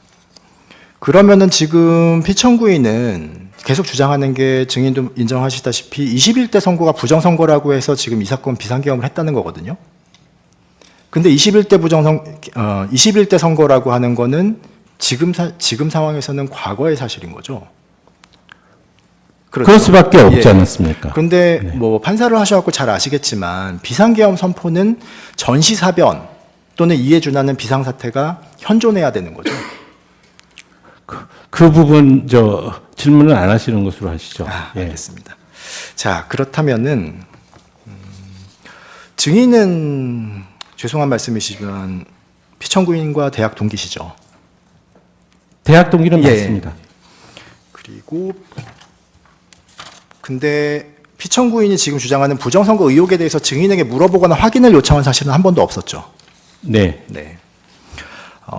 근데 증인께서는 이런 부정선거 의혹 제기에 대해서 여러 번 선관위 보도자료를 내면서 반박을 하셨죠. 네. 네. 그런데도 지금 피청구인이 계속 부정선거를 주장하는 것은 결국 선관위 설명도 못 믿겠다는 거죠. 결국은 그렇게 되기는 합니다. 예. 이렇게 보면은 피청구인은 지금 국회는 반국가 단체다. 대법원도 못 믿겠다. 선관위도 못 믿겠다. 지금은 이 사건에서 헌법재판소도 못 믿겠다. 심지어 친구인 증인도 못 믿겠다. 이러는 건데 이 정도 되면 피청구인은 우리나라의 정상적인 시스템은 전부 배척하고 있는 거 아닌가요? 적절하지 않은 질문인 것 같습니다. 알겠습니다. 여기까지. 네. 피청구인 대리인께서 강조하신 그 일장기 투표, 네. 예, 그 인천 연수구에서 민경욱 전 의원이 하신 일장기 투표인데 그게 그 연수구에서 그 표차가 1,900여 표차였고 아까 말씀하신 일장기 투표가 294표였는데 그 중에 원고가 오히려 137표가 무효가 되고 그 소외 후보는 111표가 무효돼서 오히려 이제 원고한테 불리한 결과가 되고 결과적으로 선거 결과에 아무런 영향을 미치지 못해서 결국 선거 무효 소송이 기각이 되지 않았습니까? 그 판결문에 그렇게 돼 있는 것으로 알고 있습니다. 예, 그러니까 지금 피청구인께서는 많이 강조하셨지만 제안하겠습니다. 예. 예, 피청구인 17분 하십시오. 증인신문 하기에 앞서서 소추인 쪽에서 지금 피청구인 우리 대통령께서 하시는 그 말을 약간 오해를 하셔가지고 그 전제하에서 지금 우리 증인께 신문하셨는데 대통령께서 주장하신 것은 부정선거가 자행되었다고 단죄하는 게 아닙니다. 국민들 사이에 선거 제도를 신뢰하지 못하고 끊임없이 논쟁이 제기되고 있기 때문에 그 시스템을 점검해서 선거 제도의 신뢰성을 회복해야 할 필요가 있다. 그러지 아니하면 이게 계속될 수밖에 없기 때문에 그런 시각에서 말씀을 하신 거고 지적을 한 겁니다. 제 반대 신문을 하기에 앞서서 몇 가지만 주시면 사항과 관련해서 물어보겠습니다. 증인 법관으로서 오래 재직하셨으니까 공직자로서의 자세라든지 이것도 다 잘 아시는 분이고 그 법원에서 하는 판례 중에서 의료 소송이나 공예 소송 같은 경우에 입증 책임이 좀 바뀌어져 있는 거 잘 아시죠? 네. 그게 왜 그렇게 입증 책임을 바꿉니까? 증거의 편제 현상을 해소하기 위한 것입니다. 그렇죠. 근데 지금 대법원에서 그 지금 증인 말씀에 의하면은 126건이 다 이제 선관위에서 승소했다고 말씀하셨는데 실제 재검표가 이루어진 건 몇 건인지 혹시 아십니까? 정확하게 모릅니다. 모릅니까? 제가 듣기로 한 5건만 재검표를 했다고 들었습니다. 그 다음에 그 판결문을 보면 결론 부분에 원고가 주장하는 그런 방법으로 과연 부정선거가 자행되었는지 안 했는지 원고가 7건이라고 합니다. 예. 7건만 재검표가 됐습니다. 근데 그 판결문에 보면 부정선거가 자행되었다고 주장하는 원고가 범인을 특정하고 일시 장소를 특정하고 그 구체적인 범행 방법을 다 입증하지 않았기 때문에 선거가 무효가 아니다 이렇게 판결합니다. 이거를 일반 국민들이 어떻게 받아들이냐면 중앙선거관리위원장은 대법관, 중앙선거관리위원 중에 상당수는 법관 출신, 각급 선거관리위원회 위원장은 판사, 그리고 선거의 모든 자료는 중앙선거관리위원회가 가지고 있고, 그러면 이건 심판장과 플레이어가 한 몸이 되어 있는 상황이고, 이게 만약에 선거 무효가 되면은 대법관과 부장판사들도 법적인 책임이 질 거기 때문에 이게 다른 소송에서는 증거의 편제, 증거의 관리가 일방에 있기 때문에 입증 책임을 완화함에도 불구하고 정작 국민 주권을 행사하는 중요한 선거 소송에 있어서는 마치 원고한테 검사한테 입증 책임을 구하듯이 그렇게 판결한 게 맞느냐는 게 지금 일반 국민 사이에 널리 퍼져가는 감정입니다. 그렇기 때문에 그 신뢰도를 회복하기 위해서 대통령께서 이게 부정선거가 아니다 단정하는 게 아니라 그렇기 때문에 어떤 좀 더 확실한 절차를 통해서 선관위가 협조를 하든지 어떻게 해서 그 모든 의혹을 해소하는 게 필요하다는 시각에서 접근하셨다. 그걸 말씀을 드리고 그다음 증인신문 들어가겠습니다. 예. 증인 그 주신문 12항과 관련해서 이렇게 말씀을 하셨습니다. 중앙선관위는 헌법기관이기 때문에 국정원의 보안 점검을 받으면 헌법기관의 독립성과 정치적 중립성에 대한 논란을 야기할 수 있다. 이렇게 말씀하시는데 국정원의 보안 점검 결과를 저희가 한번 열람을 해보니까 그 비밀 자료에서 열람을 했습니다.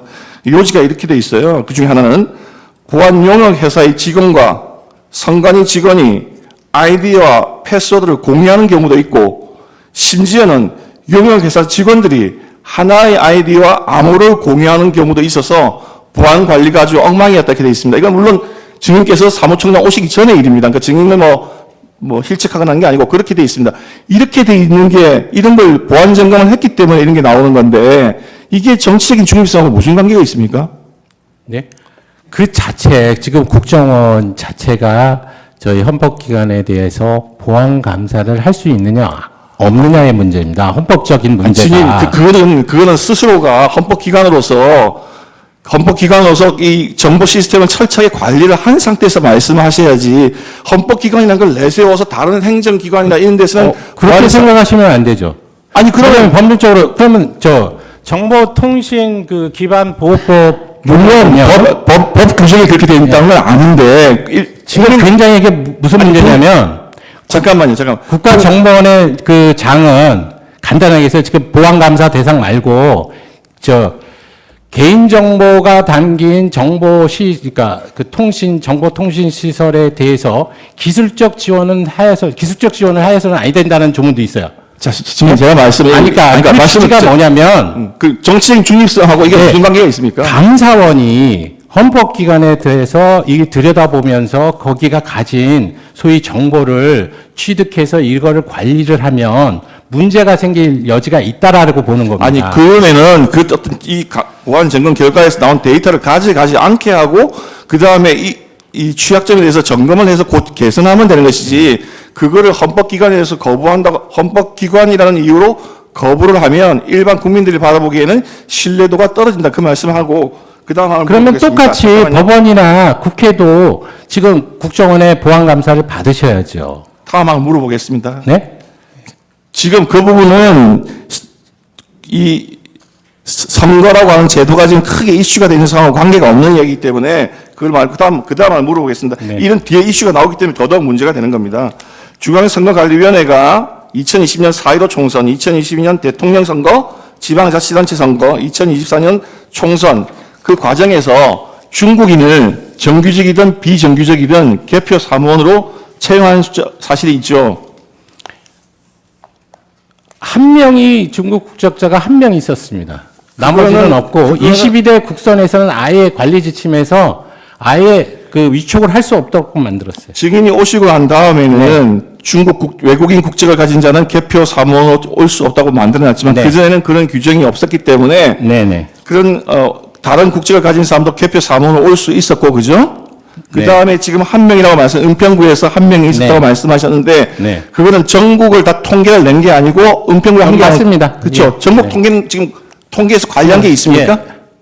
지금 전국 통계 알 수가 없습니다. 왜냐하면 저희는 그 투개표 종사원의 국적에 관한 자료를 받은 적이 없어요. 예, 알겠습니다. 개표 사무원은 투표지 분류기, 투표 용지 관리, 컴퓨터 관리 등의 업무를 할 수 있습니까? 네. 개표 종사원, 예. 투표 종사원이요? 개표 종사원. 없습니다. 개표 종사원이 투표지 분류기 만질 수 있고 그걸 취급하거나 투표 용지 관리하거나 그런 거 할 수. 만질 수는 있는데 예. 기계 조작은 기- 그 책임관리원이 하도록 되어 있기 때문에 없습니다. 좋습니다. 을제 151호점 오늘 제출한 신문 기사를 하나 제시를 하겠습니다. 증인이 한번 보시죠. 예. 2020년 6월 10일자 에포크 타임즈라고 하는 매체의 기사입니다. 여기 보면은 증인이 오시기 전에 중앙선거관리위원회는 2017년에 한국선거방송이라는 유튜브 채널을 개설을 했습니다. 거기 다큐멘터리 코너를 만들고 민주주의와 리더십이라는 제목으로 채널을 열었습니다. 거기에 1%만 아는 리더들의 비밀, 시크릿 이렇게 해서 10편의 동영상을 올렸습니다. 지금 이거는 모르고 계시죠? 네. 예, 그 보도에 보면 중앙선거관리위원회가 10편 올렸는데 그중에 첫 번째, 두 번째는 중국 공산당 서기 서열 5위 왕홍잉, 그 다음에 3편, 4편은 덩샤오핑, 9편, 10편은 저원라이 이렇게 중국 정치인들을 한국선거관리위원회 홈페이지에 정식으로 올려서 그분들을 칭찬하는 그런 유튜브를 올렸습니다. 더군다나 지금 문제가 되는 것은 공식적으로 우리나라 사람들은 등소평과 주울렌은 알지만 왕훈잉이라는 사람을 아는 사람들은 별로 없어요. 근데 유독 선거관리위원회가 이 왕훈잉을 1편, 2편의 인물로 올렸습니다. 지금 대만이라든지 이런 데에서 나오는 뉴스라든지를 보면 저분께서 중국의 다른 나라의 여론과 선거 공작에 관여하는 분으로 지금 보도가 되고 있는데 언제 올렸다는 영상인가요? 2017년에 올렸습니다. 2017 년에요? 예.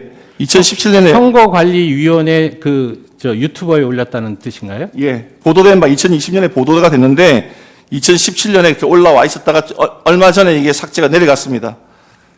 근데 지금 일반인들이 어떻게 국민들이 의혹을 가지고 있느냐. 도대체 자유민주주의 국가의 선거 관리를 감당하는 중앙선거관리위원회가 왜 공식 유튜브 채널에 중국 공산당에 더구나 그것도 타국의 선거 여론이라든지 그런 거를 관여하는 것으로 지목되고 있는 인물을 1, 2번 동영상으로 올리느냐. 그런 비판적인 여론이 많습니다. 증인 이것도 모르고 계셨죠? 예, 모르고 있었습니다. 증인 우리 선거관리위원회가 A웹이라고 하는데 자금 지원하고 계신 거 아십니까? 그건 알고 있습니다. 그 A웹이 참여한 국가들이 중국의 1대1로 정책에 많이 가담한 나라라는 건 아세요? 그 자체에 대해서도 하는데 그러니까 중국이 없고 대만에 들어간 건 아십니까? 아니 그러니까 제가 중국이 중국이 가입이 안 됐고 대만에 가입했다는 건 중국이 제가 말씀드리는 거는 중국이 그 대놓고 가입을 하면 너무 유치하죠. 그럼 제가 묻는 말씀은 그 가입 국가들이 1대1로 참여한 국가들하고 겹치는 부분이 많이 있다는 건 아세요? 그것까지는 생각을 안 해봤습니다. 제가 말씀드리고 싶은 것은 우리나라의 중앙선거관리위원회와 계약을 했던 그 업체들이 그 나라들에게 투표지 분류기라든지 투표 시스템을 수출했다가 부정선거 파동이 나서 폭동이라고 하는 사실은 아십니까? A의 회원국인 대만을 무시하고 저희가 중국 A의 대만에다가 수출하지 않았습니다. 아니 되면 대만에서 당연히 외교 문제를 제기하지 않나요? 대만에다 수출했다는 얘기 하는 거 아니고 지금 제가 말씀드린 다른 나라 아니 자꾸 중국을 말씀하시니까 그러는 거예요. 제가 대만은 대만은 최근에 개표 제도를 완전히 바꿨습니다. 아니, 대만이 자신들을 무시하고 중국에 대해서 회원국도 아닌 중국과 선관위가 교류를 질문 시간이 하면 짧게 됐기 때문에 예, 대만이 외교적으로 이의 제기를 안 하겠냐 그 말씀을 드리는 거예요, 지금. 하나로 넘어가겠습니다. 주신문 23화와 관련해서 물어보겠습니다. 증인 그 보안 점검 미 실시된 전산 장비가 일선 직원들의 일상 업무에 수행되는 PC가 대부분이다. 그렇게 말씀을 하셨는데 일상 업무용 PC도 악성 코드나 이메일 해킹이 되면 거기서 업무망이라든지 선거망으로 타고 들어갈 수 있다는 건 아세요? 과거에 지금 접점이 몇 개 있어가지고 그런 지금 보안 컨설팅 결과에서 나왔는데요.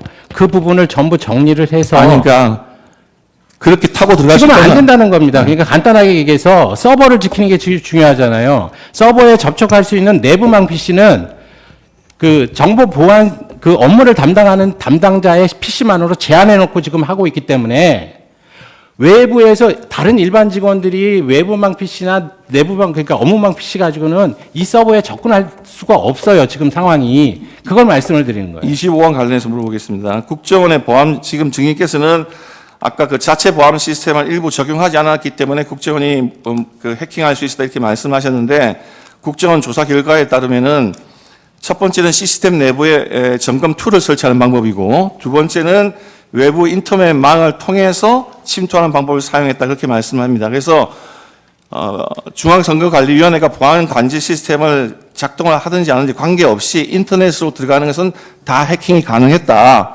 그렇게 이야기하고 있는 건 아시죠? 그렇게 얘기하고 있는 부분에 대해서 저희가 얘기하지 않습니까? 그쪽에서 비협조라고 하는 사항으로 들고 있는 게 저희하고 상의 없이 해킹, 모의 해킹을 위해서 점검 툴을 설치한 부분이 있어요. 증인, 그거는 제가 방금 말씀하신 네. 두 가지 유형 중에서 첫 번째 일을 하시는 거예요. 그게 적발이 돼가지고 우리가 삭제를 해버립니다. 아니, 그러니까 지금 말씀드렸어요. 그 내용은 아니, 내부에다 심는 것뿐만 아니라 그 점검 툴 자체를 원래 보안 점검은 두 가지 방법으로 하는데 네. 첫 번째 방법은 내부에 그 점검 툴을 심는 방법이고 두 번째 결국은 내부에 점검 툴을 심는 거와 외부의 망을 통해서 해킹한 거하고 동일한 사안이 됐다 그런 말씀을 드리는 아닙니다. 거예요. 그거는 지금 아까 좀 전에 여기 그 센터장에 나와서 말씀을 네네. 하시는데 두 가지 방법이 있는데 지금 보안 관제 시스템을 작동했다고 하는 건 그거는 관계없이 외부에서 인터넷으로 침입이 가능했고 두 번째는 지금 말씀하시는 그 점검 툴을 설치하는 거 그거를 지금 우리 중앙선관위 관제 시스템이 적발을 했다고 하시는데 이 점검 툴은 굉장히 단순한 툴이기 때문에 전문 해커들이 설치되는 것 자체가 문제고 메모리에 의해서 쉽게 설치할 수 있다고 하는 것 자체가 문제였고 두 번째는 그 센터장 말씀에 의하면은 전문 해커들은 세계 10대 보안 프로그램을 돌려서 그걸 뚫는 정도의 수준을 가지고 설치를 하기 때문에 지금 간단한 그 점검 툴 설치가 됐다는 것 자체가 이게 보안 시스템이 허술하다는 걸 말씀하거든요.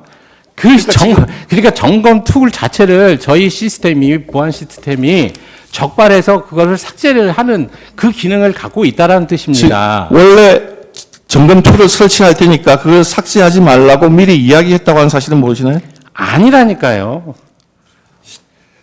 그게 삭제가 되니까 26강 관련해서 물어보겠습니다. 다른 쪽으로는 안 되니까 이거는 우리가 설치한 거니까 이거를 만약 삭제를 하게 되면 이 해킹 실험이 되지를 않으니까 이걸 좀 더 달라라고 얘기를 해서 저희가 그냥 그거를 삭제 안 인터넷으로 하고 해킹이 다 되는데 무슨 말씀하십니까? 인터넷으로 해킹해가지고 다 인터넷 해킹이라는 뜻은 접점을 말하는 겁니다. 내부망과 서버 사이에 인터넷에서 업무망을 통하는 접점이 있고 접점이 있어서 그 당시 실제적으로 들어가는 거를 하는 것이고 시간이 지금 짧으니까 좀 증인 그 직원들은 행정 등선망의 일부를 사용해가지고 업무망과 그 인터넷망 사이 자료를 주고받고 늘 했어요. 그래서 그걸 타고 들어갈 수 있는 그런 허점이 그 당시 존재했기 때문에 그거는 당연한 거고 그 다음에 이걸 물어보겠습니다. 증인이 아까 중앙선거관리위원회가 국정원에게 전선망 구성 등 필요한 자료를 제공을 했다고 말씀하셨는데 정작 중요한 IP 주소라든지 서버 용도 등을 다 삭제해서 제공한 사실 아십니까? 그게 보안 관계 때문에 삭제를 했었는데 그것 때문에 작업이 어렵다고 그래서 안 가린 상태에서 완전한 그 정보를 다 제공했어요.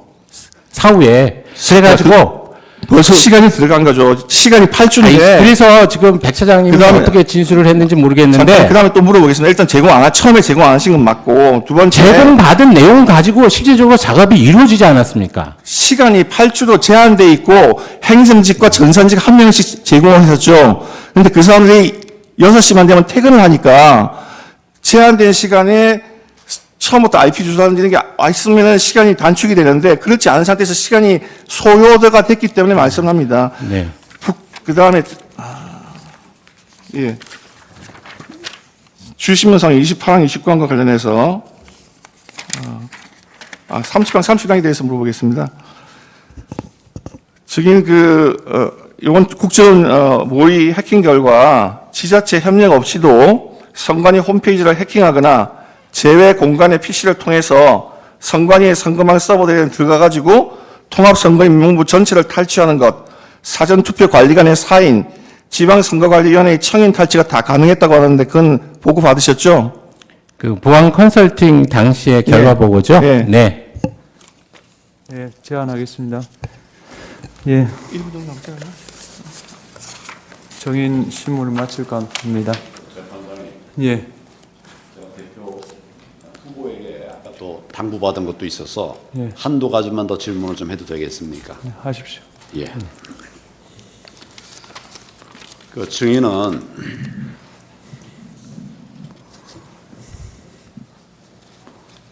국정조사 특위에서 증인이 선관위 사무총장이 된 이후에 선거, 즉 22대 국회의원 선거에서 선관위가 어떤 잘못을 했는지 지금 나와 있나요? 이렇게 물으셨어요. 잘못한 것이 없다는 이런 말씀을 하신 거죠. 22대 총선에서는 아무 문제가 없었다고 생각하십니까? 아닙니다. 선거 관리에 대한 하자가 열 몇 건 정도 발생했습니다. 예를 들어서 공직선거법 제157조, 158조 뭐 잘 아실 거예요. 투표관리관은 투표 용지를 교부함에 있어서 사인, 즉 개인 도장을 찍게 되어 있는 것은 잘 아시죠? 법상 그렇습니다. 법상 그렇죠. 그런데 지금 선관위에서는 투표관리관 개인 도장을 사용하지 않고 있는 것도 잘 아시죠? 규칙으로 인사날이 할수록 인사날이로 가름할 수 있도록 해놨습니다. 법에 정해져 있는 것을 규칙으로 바꿀 수 있습니까? 법에 그러니까 명백하게 법 취지 자체에 위반되지 않는다고 법원이나 헌재에서 결정이 났습니다. 법에 명백하게 투표관리관의 사인, 개인의 도장을 찍도록 돼 있어요. 그걸 규칙으로 바꿀 수 있습니까? 실질적으로 이 행정적인 절차에 관한 규정이라고 봐서 법원이나 헌재에서 이에 대해서 불법이 아니라고 지금 판단이 났습니다. 이 사안은. 법의 규정을 가사, 판결이 났다 하더라도 마음대로 바꿀 수 없는 거예요. 법은 살아있는 겁니다. 결국은 대법원 판결하고 헌재의 결정을 부인하시는 것밖에 안 되는 겁니다. 그 법이 주장은. 우선입니까? 판결이 우선입니까? 법의 해석 권한은 법원, 헌재에서 갖고 있습니다. 명백하게 이 조항에 대해서 개선되지는 않았죠. 규칙은 그대로 있고요. 22대 국선 때도 법대로 해달라는 요청이 있었는데 제가 현실적인 여건을 고려할 때 도저히 법대로는 못하는 그 상황이라고 판단을 해서 규칙에 따랐습니다. 그리고 제 개인적인 소신은 법률이 규칙에 따라서 개정돼야 된다고 생각합니다. 개정되기 전에는 법을 따라야 되는 거죠. 또 말씀드리지만 두 번째 그렇게 얘기를 질문하겠습니다. 하면 대법원 판결과 헌재를 부정하시는 내용이 되고 실제적으로 그 법률 해석에 대한 최종적인 유권 권한은 대법원에 있습니다. 그런데 대법원에서 헌재에서 유권 해석을 해줬는데도 불구하고 법률 해석을 개인적으로 하시면서 이게 잘못됐다고 말씀을 하시면 제 입장에서는 드릴 말씀이 없습니다. 제가 해석하는 게 아니라 법 조항을 말씀드린 거예요. 법 조항에 맞지 않게 지금 말씀하신 대로 규칙으로 바꿨다고 그러잖아요. 그 절차적인 둘째 질문을 말씀드리겠습니다. 중앙선관위원회의 공식 홍보 영상 내용을 보면 종이가 원상태로 회복하는 기능이 적용된 특수 재질 사용이라고 적혀 있습니다. 이게 지금도 그렇게 되어 있습니까? 지금 제가 보고 봤기에는 원상 회복 용지? 뭐죠? 명확하게 선관에서 발표한 것은 그런 원상태로 네. 회복되는 기능이 적용된 특수 재질 용지. 네. 그런 영상으로 해가지고 지금 그 국민들 사이에 불필요한 논란을 가져왔다고 해서 그 영상을 삭제한 것으로 알고 있습니다. 최근에 이제 그 영상을 내렸다 이런 얘기시죠? 네. 왜 내렸습니까? 지금 말씀드린 국민에게 불필요한 오해를 가져온다. 이게 무슨 형상기억 종이라는 말을 우리가 한 적이 없는데 그것을 형상기억종이라고 선관위가 했다. 세상에 그런 종이가 어디 있느냐라고 이제 말씀을 했었고 실제적으로 제가 보고서에 대해서 이 부분을 확인한 결과 우리나라의 제지 회사에서 두 군데서 저희에게 이 용지 공급을 하면서 강조했던 부분은 복원력이 우수하고 뭐 그런 내용들이 돼 있는데 그것을 지금 말씀하신 대로 뭐라고 처음에 우리가 했다는 거죠? 형상기억종이라고 얘기했고 아니, 제가 여쭤보기는 종이가 원상태로 회복되는 네. 기능이 적용된 특수 재질 사용. 네, 그런 문구가 있는 유튜브를 만들었다고 아니, 해서 그렇죠. 예, 영상의 그게 해석을. 불필요한 오해, 즉 복원력이 강하다 이런 정도의 문구였는데 이게 너무 이상하게 만들었다라고 해서 형상기억종이가 어디 있느냐라는 그런 분란을 초래하게 돼서 삭제한 것으로 알고 있습니다. 이게 이제 원인이 된 것은 빳빳한 투표지, 한 번도 접지 않은 빳빳한 투표지들이 너무 많이 나오니까 이걸 지적하니까 형상기억종이라는 얘기를 한 거예요. 네. 지금 우리 사무총장께서는 한 번도 접어본 적이 없는 빳빳한 투표지가 재검표나 또는 개표 현장에서 나오는 것이 가능하다고 생각하십니까? 이건 역시 똑같이 21대 국선의 선거소송에서 다뤄졌던 주제고요. 거기서 대법원이 검증한 결과 그것은 정상적인 투표지다라고 결론을 내린 것으로 알고 있습니다. 판결의 내용을 제가 묻는 게 아니라 우리 사무총장께서는 빳빳한 투표지, 다시 접은 것들이 회복되는 이런 투표지가 가능하다고 생각하시냐 이걸 여쭤보는 거예요. 그 부분은 제가 잘 모르겠습니다, 사실. 그래서 저는 이 부분을 실제적으로 보고 감정한 대법원의 판결 결과를 믿을 수밖에 없지 않느냐는 말씀을 드리는 겁니다. 저는 종이가 회복된다고 하는 이 이야기를 여쭤보는 거고 제가 확인한 바에 의하면 이건 불가능한 겁니다. 이 점에 대해서 사무총장이 이 부분을 명확하게 확인하고 대법원 판결에만 이렇게 미룰 것이 아니다. 이런 점을 제가 말씀드립니다. 한 가지만 더 여쭤보겠습니다. 사전투표소에서는 CCTV를 가리게 돼 있습니까?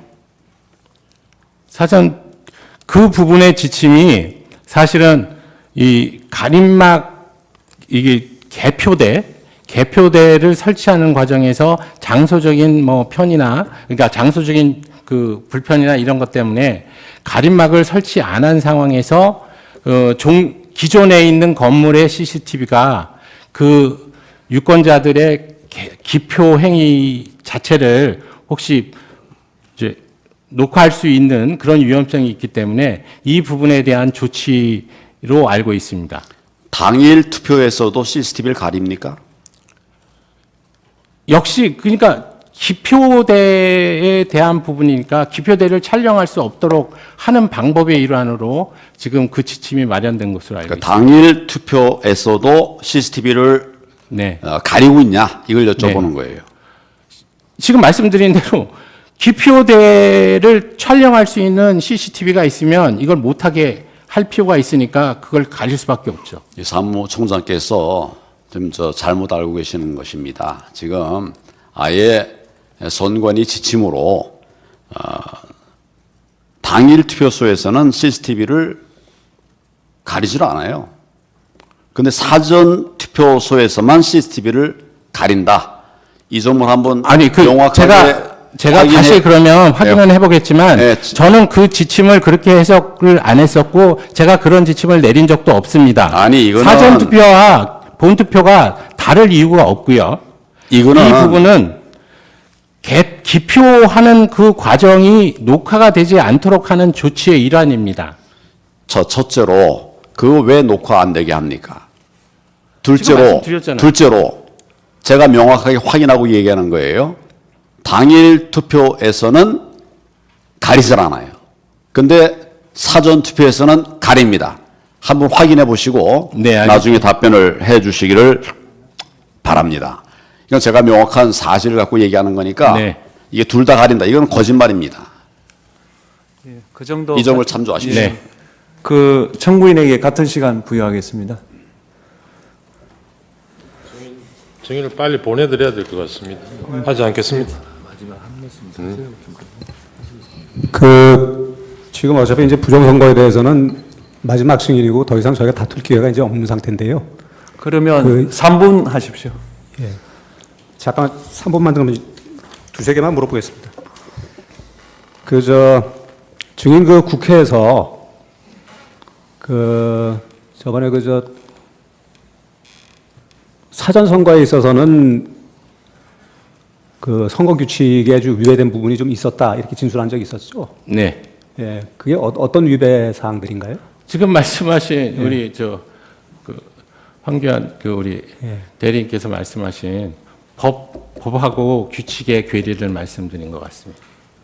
그게 다인가요? 예, 지금 생각으로는 그런 것 같습니다. 국회에서 어떤 답변을 제가 드렸는지는 모르겠는데, 영상에 하여튼 그렇게 나온다고 누가 제보를 해줘가지고 저도 네. 직접 보지 못했습니다. 근데 네. 그리고 이건 하도 사람들이 많이 관심을 갖고 있는 부분이니까 수원연수원 제2생활관이 외국인 공동주택이라고 등기가 되어 있는 이유가 뭔가요? 그 건물은 최초의 우리 건물이 아니고요. 예. 농어촌 공사가의 건물입니다. 그리고 농어촌 공사가 그 건물을 지었을 때 농어촌 후계자, 개발도상국의 농어촌 후계자를 데리고 와서 교육시키는 시설로 활용했던 거예요. 그래서 외국인 숙소 시설로 그럼 지금은 그것을 저희가 2017년인가 19년도에 예. 양해를 받았습니다. 그랬으면은 이제 외국인 전용 시설이라는 것도 바꾸고 예, 수원연수원 네, 그래서 건물을 등기를 바꿔야 해야 되겠습니까? 되는데 예. 건물 명칭만 제2생활관이라고 하고 예. 용도를 안 바꾸는 바람에 예. 그게 그냥 남아 있는데 이번에 조치를 해서 바꿨는데 곧 허물 건물이라고 하고는 거기 있습니다. 외국인들이 숙박하거나 그런 적 있었나요? 없습니다. 전혀 없다고요? 예. 요번에 민주당에서 했을 때 민간인 8명 있었다 그랬는데 민간인들은 거기 왜 출입을 하나요? 누가 민간? 혹시 제1생활관에 사무총장님이 직접 말씀하신 건데 네, 민간인 민간인 8명 8은 있었다고. 예. 교육생에 플러스 강사하시는 민간인 8명이 제1생활관에 그때 계엄 당시에 교육이 있어서 거기서 머물고 있었어요. 알겠습니다. 그리고 어차피 지금 이게 헌법기관인 수원연수원 선관위에 군인을 진입시켰다. 이게 탄핵사유라고 지금 주장을 하고 있는 것이니까. 근데 지금 선관위 측에서는 군인들이 거기서 아무것도 안 했다는 것이죠. 일단 진입한 게 문제라고. 진입을 안 했잖아요. 진입 안 했다고 지금 부정했지 연수원? 않습니까? 연수원에. 연수원이고. 그러니까 연수원하고 사당 청사에 대해서는 저희가 특별히 어떤 네. 의견을 제시한 적이 지금 없고요. 민주당 측에서 우리가 군인들이 체포 감금을 했다. 그래서 인신에 피해를 입혔다 이렇게 주장을 해왔기 때문에 체포 그런 사실이 없는 건 확실합니까? 그러니까 과천 청사에 있었다는 얘기입니다. 과천 청사에서는 사진만 찍은 것이고 아니요. 지금 여기서 민주당 의원들이 주장하는 그러니까 소위 강금이라고 연수원에서- 보는 이유는 들어오신 계엄군이 예. 일단 행동 통제를 하면서 휴대폰을 압수를 해요. 뭐 그런 그러니까- 신문에 나온 내용도 확인된 네, 부분은 네. 아니니까. 근데 그 그러니까 연수원에서는 그 자체가 이제 그 체포 감금이 된다는 겁니다. 제안하겠습니다. 예, 예. 자, 청구인에게 같은 시간 부여하겠습니다. 지금 이제 원래는 답변을 안 하시려고 했던 부분인 것 같은데 그 부분 질문이 나와서 저도 한 가지만 좀 여쭤보겠습니다. 지금 과천청사에 계엄군이 들어와서 전산실 확보한 거는 맞죠? 저쪽에서는 사진만 지금 찍었다고 하시는데 실제로 그 전산실에 있었던 당직 직원 밖으로 나오게 하고 거기 그 앞에서 핸드폰 뺐고 그리고 전산실 확보하셨잖아요. 근데 확보했잖아요. 기본적으로 행동 통제를 받은 건 예, 맞습니다. 맞습니다. 예. 그리고 당직실에 들어가가지고 당직 쓰고 있던 그 직원들을 당직실에 감금했던 것도 맞죠? 뭐 거기에서 행동 감금이란 통제. 용어는 예. 뭐한데 하여튼 행동 통제를 예, 받은 건 맞습니다. 맞습니다. 예. 거기서 유선 전화도 다 전원 차단해갖고 외부 연락 끊은 것도 맞죠? 네, 외부 연락을 끊어서 제가 그 계엄군이 진입했다는 사실도 모르고 그렇죠. 있었습니다. 예. 원래는 당연히 그 직원들이 사무총장님께 전화를 해서 그 사실을 알렸겠죠. 당연히 그랬겠죠. 그렇죠. 그리고 알렸으면은 당연히 사무총장님도 뭔가 조치를 취하셨겠죠. 뭐 어차피 그 TV를 보고 제가 먼저 선 조치를 취하게 된 건 맞습니다. 그러니까 어쨌든 그 행동 통제를 받은 건 맞기 때문에 네. 그때 혹시 지금 선조치를 취하셨다고 했는데 어떤 조치 취하셨는지 뭐 말씀을 해주실 수 있을까요? 일단은 제 생각에는 뭔가 어떻게 해야 되는지 그래서 계엄군이 진입했다는 사실은 보고가 없었으니까 모르고 다만 국가적인 그 큰 일이 벌어졌으니까 선관위 입장에서는 어떤 사후 대책이 필요한가 싶어서 일단 실국장들한테 연락을 해서 이 부분에 대해서 뭐 모여서 회의를 할 거냐 아니면 어떻게 할 거냐 이런 부분에 대한 소위 그런 의견을 유선상으로 나눴습니다.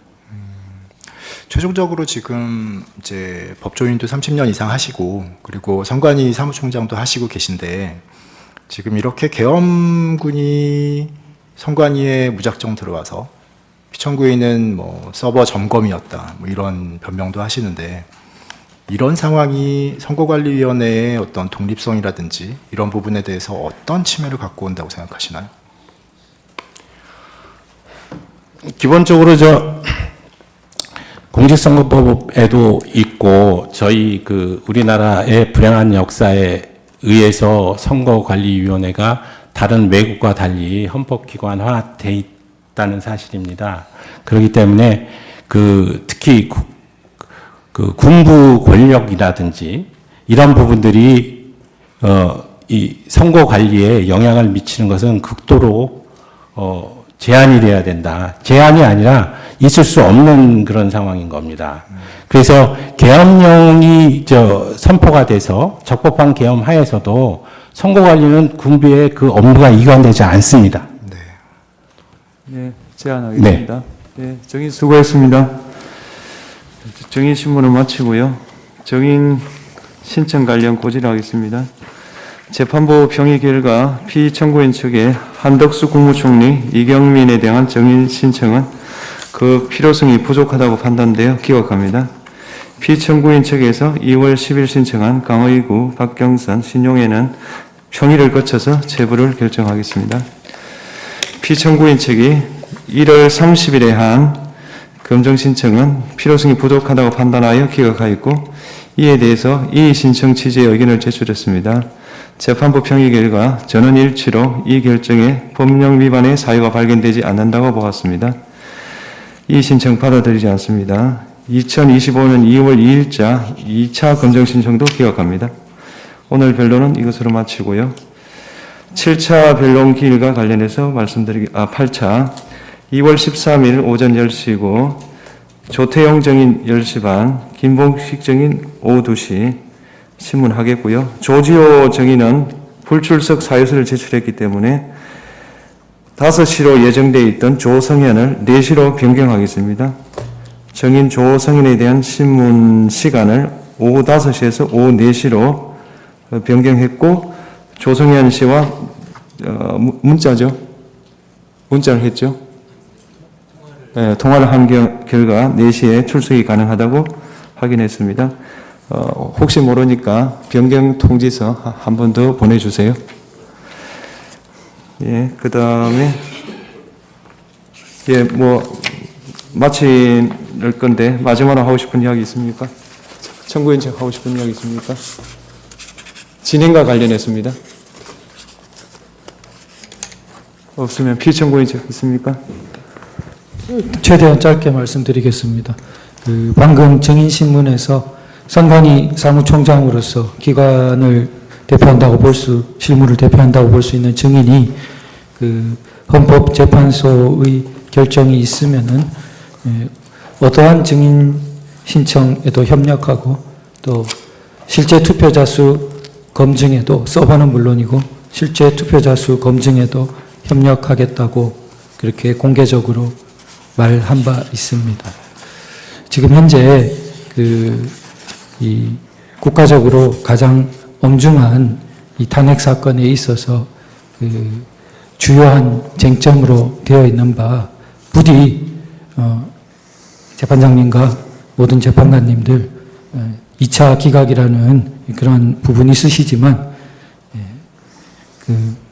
다시 한 번만 이번에 선관위 사무총장 증인이 저렇게 협력하겠다고 국민들 앞에서 말하고 있는 마당에 다시 한 번만 재고해 주실 것을 간곡히 호소드립니다.